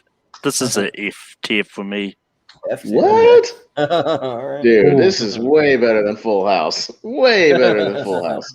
Are you nuts? You gotta remember though, he ranked it Full House S tier, so. I mean, people do say I am nuts, so that tracks. Yeah. Yeah. Right. It sure fair does. enough. Yeah. To each their own. So I think with that though, it probably drops it down maybe to C tier. I don't know. Like, what do you think? It's not on the same level as Saved by the Bell and Full House. Are you guys out of your goddamn minds? I haven't seen the show. I can't back you on anything. Yeah, right. Trust me on this one, Chance. We've been on the same wavelength the whole. Yeah. If you saw it, you'd be like, Is "This is it way on- better than Full House." And Saved by I the gave Bell. you Is it Murphy on Brown Prime? chance. Is it on Paramount Plus? I wish it was, but it's actually not. It's like only on Amazon Prime for purchase. It's really weird. Like I don't know what the holdup is with the rights or whatever. It's very strange. Yeah, Must be some rights issues. it should be. Yeah, it's got. I have the DVD sets they put out years ago, but like that's the only way I've seen it. Yeah. Well, so I'm looking at what we have left. There's not really a lot that I would rank super high, honestly. Like probably, like the only other thing like I'd go for Spin City. Like I was a big Spin City fan, so Michael J. Fox, and it had a pretty solid cast. I feel like Alan Ruck I forget the kind of like heavier set guy that was on there. He's pretty funny. The guy that did the voice of Bing Bong from Richard Kind. Richard Richard Kind. Kind. Yeah. we had Richard Kind and so like had some pretty solid people. And then and even when Charlie Sheen took over the show was still a pretty high quality. Like I prefer Michael J. Fox, but like he was solid also. I would put it in the A tier. Like I think that it has some pretty smart humor and it's a lot of fun. So yeah, I would put it in the A tier for Spin City. But what do you think, Jacob? I'd probably go solid B. This isn't a show like it's on the same level of Coach. Like if it was on, I'd watch it and I wouldn't turn it off. I don't remember much about it other than that. Like it was a solid show. Yep. Bradley, what do you think? Yeah, I also would put it around the same as Coach. It's in the B tier, middle B tier for me. Yeah. Chance? Biggest problem with Spin City is like a lot of Bill Lawrence shows. It starts off great. That first season's excellent. Everything after that is pretty hit or miss. So, and it really, really goes downhill once Michael J. Fox leaves. He was kind of like a big linchpin for that. The very successful. Yeah. Hoping he learned his lesson for Ted Lasso. Please. Yeah, seriously. I think all in all, I'd have to hit this with a B. Yeah. Malcolm, what do you think? So basically, what you're saying, Chance, is that Spin City took a really big downward spin as the seasons go on. But I would say top of B tier for me. All right, Austin. Yeah, it's like a solid. I think it's better than Coach. Like just because you got Michael J. Fox and like Richard Kind, like he's got a better cast that's funnier, like consistently. Yeah, like I think it's a higher than that, but it's still just like a solid B show. Like I watched it a little bit when it was on here and there, but I haven't like gone back to see it, and there's a reason for that. It's because it wasn't anything super memorable, but I think it's like probably top of B or better, definitely better than Coach. I like how Coach is just the bar for me. It's the bar. Yeah, Like yeah. if something's watchable, like Coach is watchable. Is it better than Is Coach? it worse than that? Yeah, it is. Just mediocre. Yeah. Yeah. Coach is like the most mediocre watchable sitcom you can possibly have. And it's like better or worse. It's better than Coach. I don't know. It's better than Coach. It's better than Coach. But how does it relate to Coach? Yeah. Not much better. Yeah. But yeah. Yeah. But yeah, so we're moving to the Hail Mary round now. So if anyone has any picks that they think belong in the S tier or in the high A tier, well, the way it kind of works now, I'll just explain it really quick. The way we kind of do it a little bit differently now, so it's a little bit faster instead of just everybody voting, one by one and everything. We'll just go up the ladder. And everybody, if you want to nominate any last minute things where you think deserve to be either S or high A, just name them, and then everybody will do that. And if I hear enough crossover for things that deserve to be voted on, like if I hear several people mention the same show over and over again, we'll go back and vote on those shows. Is that fair enough? So, yeah. But you can shout out anything else you like. So I'll jot them down as we go. If I hear a couple of crossovers, we'll go back and vote. So we'll start with Jacob down there. Right? Nothing already. Yeah, that's ranked, not right. Not that's already ranked. Anything that's left over here that's still on up for grabs, yeah, you can, or even if you just want to shout out, I really like the show, whatever, and you can move on. That's fine, no problem. Yeah. All right, Jacob. So we're gonna start with Jacob. Do you got anything you want to shout out? Yeah, I think a personal high A for me is Doogie Howser. I think it was a pretty solid show. Okay. All right. I mean, you can nominate two or three several if you want, and we'll just see if there's any crossover. Well, I go that, and then I think Daria was. I think Daria was pretty great actually.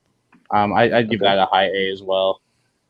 Okay. I think those are the two out of these ones that stand out to me. All right, for me, I was trying to look at the text because of how small the font was on the tier maker page, but I don't know how I got past this. Drew Carey show. I love Drew Carey show. That show could easily be in the A tier, solid A tier for me. Drew Carey show. Oh, Drew Carey is there. Yeah. Mm-hmm. Yeah. So let's see. So anything else? I'm up, right? Yeah, Chance. Anyone to shout out? That's just what one already mentioned. But some ones I'll shout. I mean, Dario was one that I was about to mention, but you already said it. So another two I'll throw out. Mad About You, which I'm shocked did not get mentioned, and Dinosaurs. Yeah. Okay. I'd second Mad About You. Yeah. Yeah, Malcolm? you could shout out the same ones because that's kind of how I'm going to determine which ones we go back and vote on. I So would say, that's totally fine. Yeah. I said Daria, Dinosaurs, Mad About You. Yeah. Anything else you still think is like really high quality that's still on the list that you want to call out? Yeah, you can call out absolutely. I think I'm good. Okay, cool. Sounds good. All right, Malcolm. Yeah, I completely forgot. Drew Carey's show was there. Drew Carey's show is definitely one. Dan McGregor's one I really enjoyed, and Hanging with Mr. Cooper's one that I actually didn't hate. Yeah. Sounds good. Austin? Yeah, I would second Drew Carey show. I think it deserves at least a round of grading. And other than that, I don't really have a whole lot of other ones I'm passionate about. Dinosaurs is fun, but I don't think it would sniff like the top 13. Yeah. Well, for me, Jordan? was a few I'd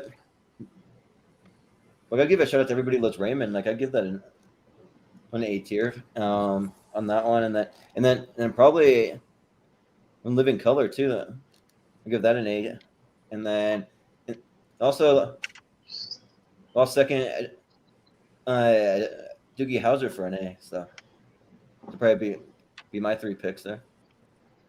Okay, so out of the ones we've got so far, just give me a second to jot the ones we're going to vote on down.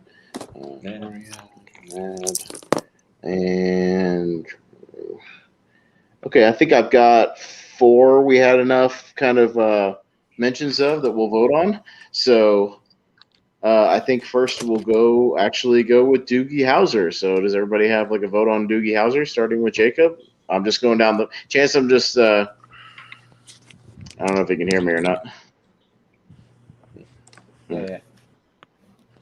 Okay. We're going to go up and down and vote on Doogie Howser real quick. So, Jacob, what would you give it? I'd give it a solid A. A? Okay. Yeah. Bradley? B. Chance? B. B. Malcolm? Haven't seen it. Okay. All right. I honestly haven't seen enough of it to grade it, so I'd have to abstain. I would say A, but I'd even give it a low A. I don't think that it's enough to make the honorable mentions though, just based on what we have in A. Yeah. So.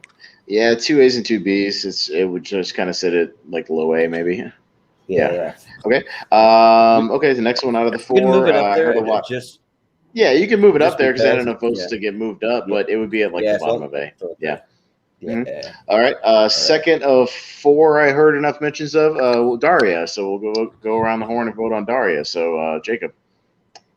I'd give that a high A. Okay. Bradley. B. All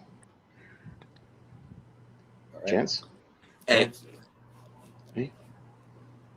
Malcolm. Haven't seen it. Awesome. And me neither. I watched way more Beavis and Butthead than Daria. And I did not understand Daria whatsoever. I'm actually going F for Daria. I do not like this show. Wow. It just annoyed the hell out of me. She's just totally straight the whole time. She's not. That's doing the anything joke. else. It's yeah, but it's annoying, freaking annoying. Just say you didn't understand Daria, Jordan. Yeah. Yeah. Well, I didn't understand it, so yeah, that's probably.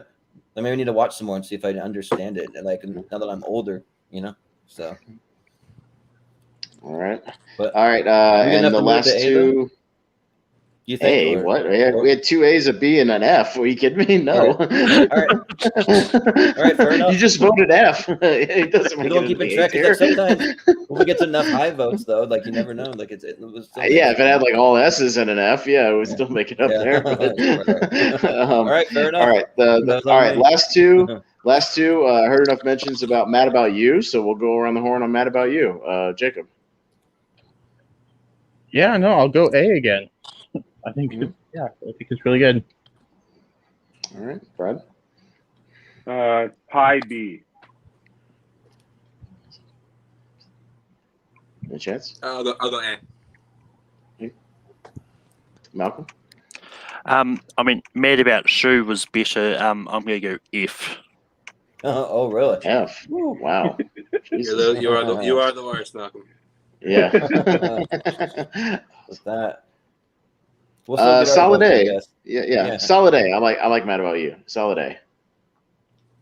I gotta give it a solid A. Like I would rank Paul Reiser's performance like an S, but like anything else on it, it's got to be like low A, high B for me. So. Well, 4 A's, a B, and an F. Okay. So, yeah. So I guess either low A or high B. I don't know. I guess it's better than Coach. Yeah. Right. Whoa.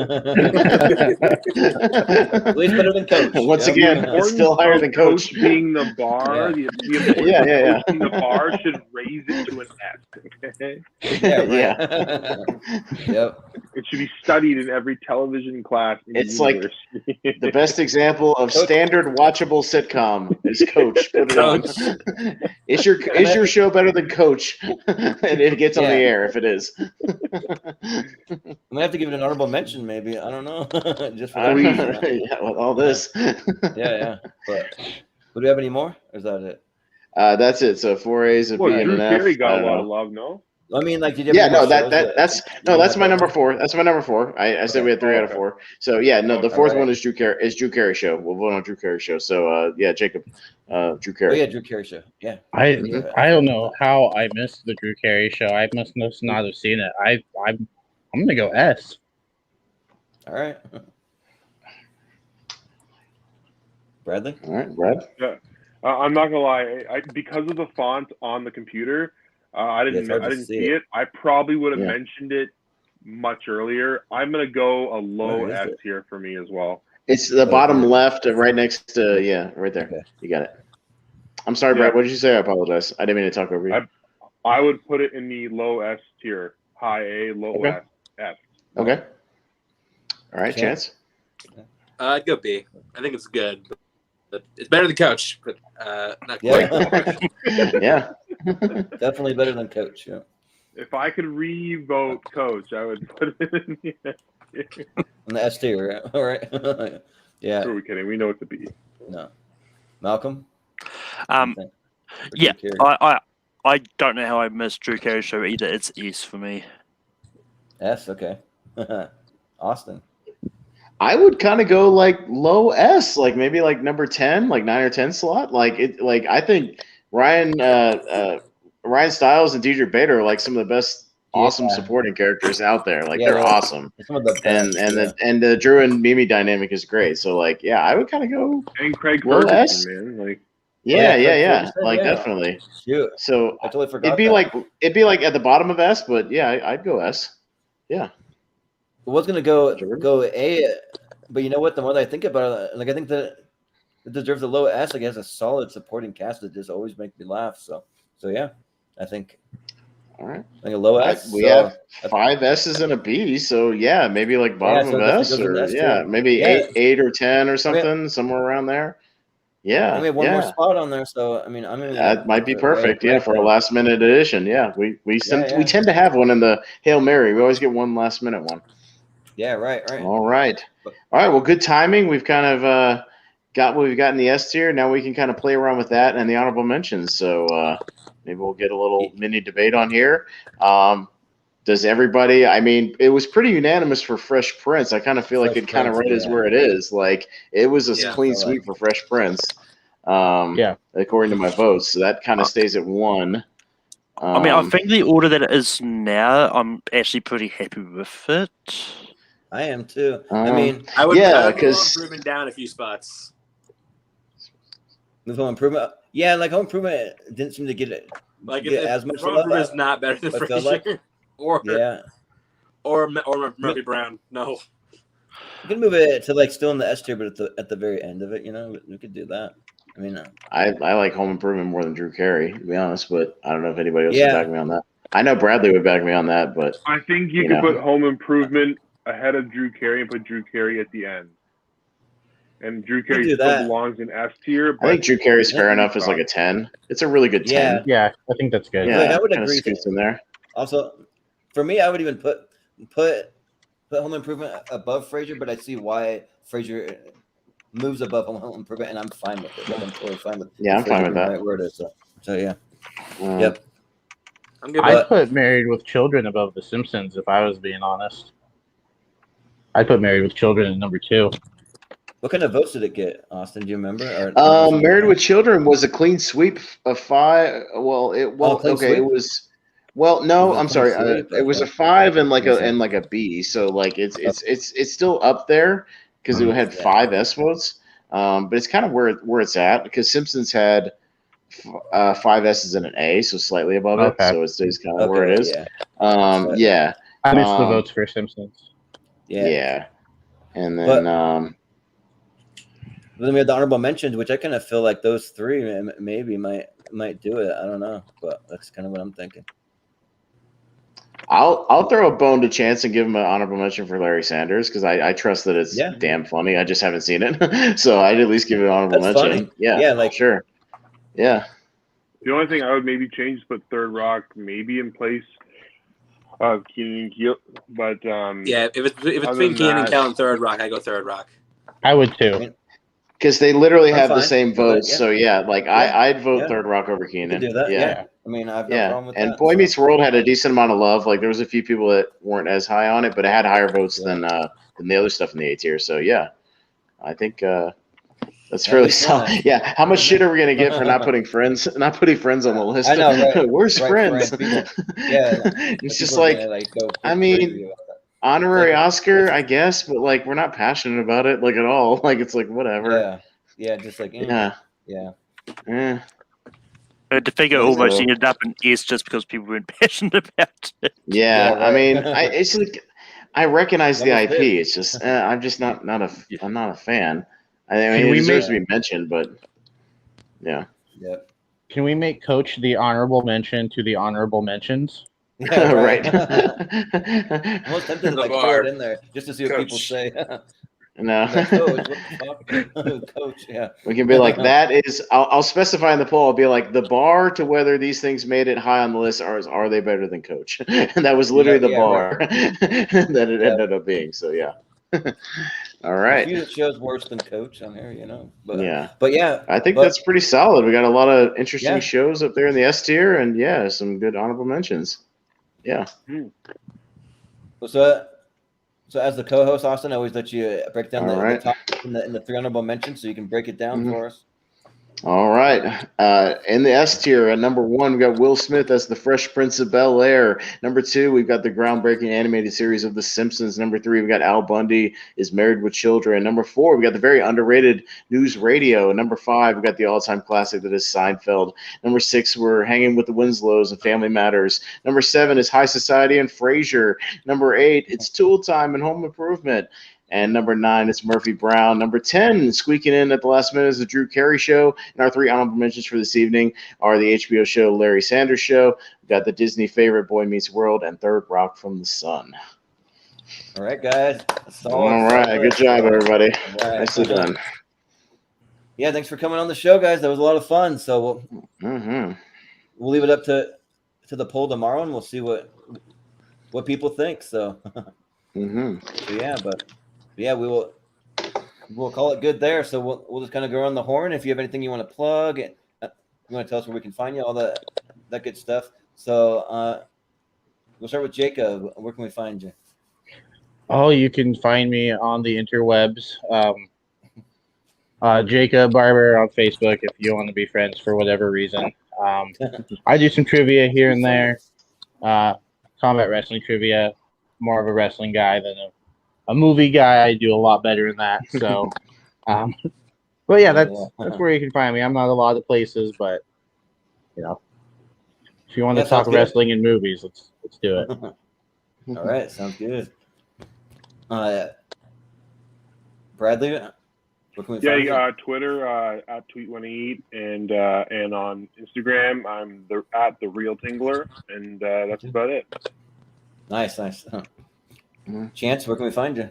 Twitter, Instagram at ChanceWars_91. Check my podcast, Stories by Chance. Our episode on Big Trouble in Little China should be out by tomorrow morning. Schmodown, I got a big pay-per-view coming up this Friday versus JTE, so it's gonna be fun. Awesome. That's where I know you from. Looking forward to that. Yeah, that's where. Yeah, right. Yeah. You should know him from Movie Hero. He's been on 3 or 4 times now. Yeah, He's a right. good frequent guest. Returning guest, but Malcolm, where can we find you? You can find me and all my hot takes over on Take 3 Productions. I host Rankum every Saturday. This week's topic is top 12 science fiction movies of the 80s. You can find me doing Late Night Take 3 on Sundays. We were talking about the main topic this week is going to be Spider-Man. And you can find me over on Full Metal. I host trivia things on various times as well. Awesome. Yeah, that new Spider-Man trailer, a lot to break down there, so that'll be pretty interesting. But yeah, that Doctor Strange trailer was really good. I liked it. Yeah, you're right. Yeah, Doctor Strange. Oh, it was a Spider-Man trailer. Sorry. I thought it was Doctor Strange too. Okay, right. Gotcha. But Austin, do you have anything? You can also find Malcolm live streaming reactions of Full House because he really enjoys it. So you can check him out there. Let's do it. Yeah. Let's go. Y'all can have fun with that. Start your own show. Yeah, do a new podcast breaking down all the Full House episodes. I'm sure you'll have fun with that. Yeah. We have a show like we mentioned. One of the shows mentioned on the show, Seinfeld. Hello from Movie Hero. We're gonna try to film an episode probably in the next week or two. Me and Jordan. So we're gonna be talking about. We're kind of breaking our way through the first season and the 6th season, kind of starting with an early one and a later season one, and going through the season. So that'll be a lot of fun. And I'm on most of the shows here, Tier Ranker Fights and Tournament Fights, and we've got I think more tournament fights coming next week and more Tier Ranker Fights coming next week. So stay tuned. It's a little bit of a slow week on the channel because Jordan's moving, but I'm sure he'll tell you all about that. Yeah. And a couple of shows coming up, so we're not going to have anything else this week because I am moving from Washington State to Idaho, so I'm going to be kind of more out in the country, but in a bigger house, which would be nice. But coming up the week after, we have an episode. We're going to be doing Best Disney Songs. So we got a pretty stacked panel. We're going to have Andres Cabrera on. We're going to have Jillian Mansolino on, and then we're going to have Nikki Baldwin on. So we got some pretty big Disney powerhouses for that one. We also got let's see. Speaking of wrestling, Jacob's going to be on our wrestling tournament fights coming up soon, I believe, on September 3rd. Yeah, along with Jordan Owens and a couple of the other people that Jacob and us, we all kind of know in the wrestling community, so it's right up their alley. Yeah, we're going to be doing some of the 64 greatest wrestlers of all time, throwing them in a March Madness bracket and letting them duke it out in a big Royal Rumble. It's going to be a lot of fun. You'll have to remind me 20 to 30 seconds. Yeah, right. Yeah, I know, right? Yeah, we all can't gush about our favorite matches of each guy and breaking down their entire career every time we get to them. We'll have to keep it very, very short. So, we'll have to keep each other in check. But that'll be fun. It'll be a lot of fun. Yeah, we have it kind of coinciding with SummerSlam. I know it just happened this past weekend. We originally had it right near SummerSlam. We just had to push it back a little bit because of Jordan's move. But other than that, we were scheduled to do it like right around the same time. It just kind of got pushed back a little bit. But it's still almost right there. It's still hot outside, so it's all good.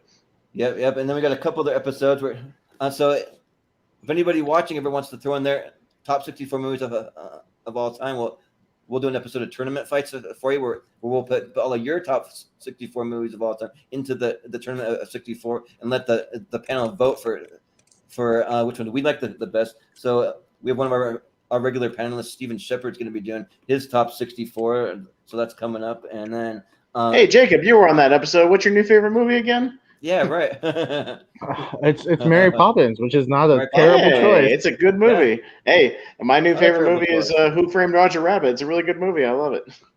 Good stuff. Yeah, but my new favorite movie is Jurassic Park, so I'm not really mad about that. So. And Malcolm will have a new favorite movie at some point too. I think he's in the queue, right, to come on at some point. So we'll figure out his new favorite movie.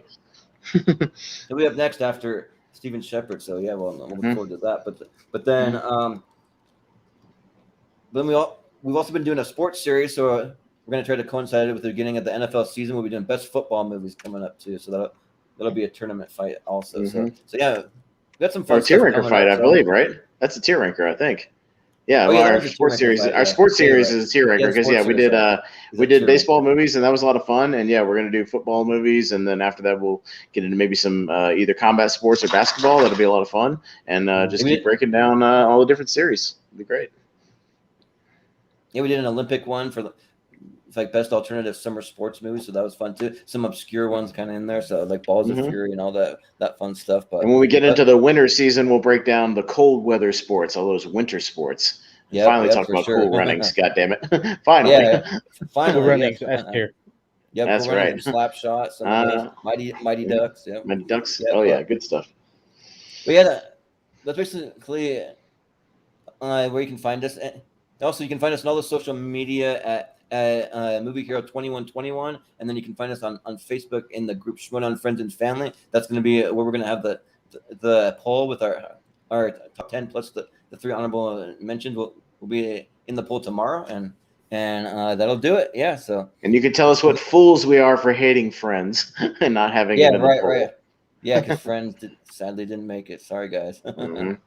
But yeah, so for Chance, for Bradley, for Malcolm, for Jacob, for Austin Pez, I've been Jordan the Jimmy Anderson, and we'll see you guys next time.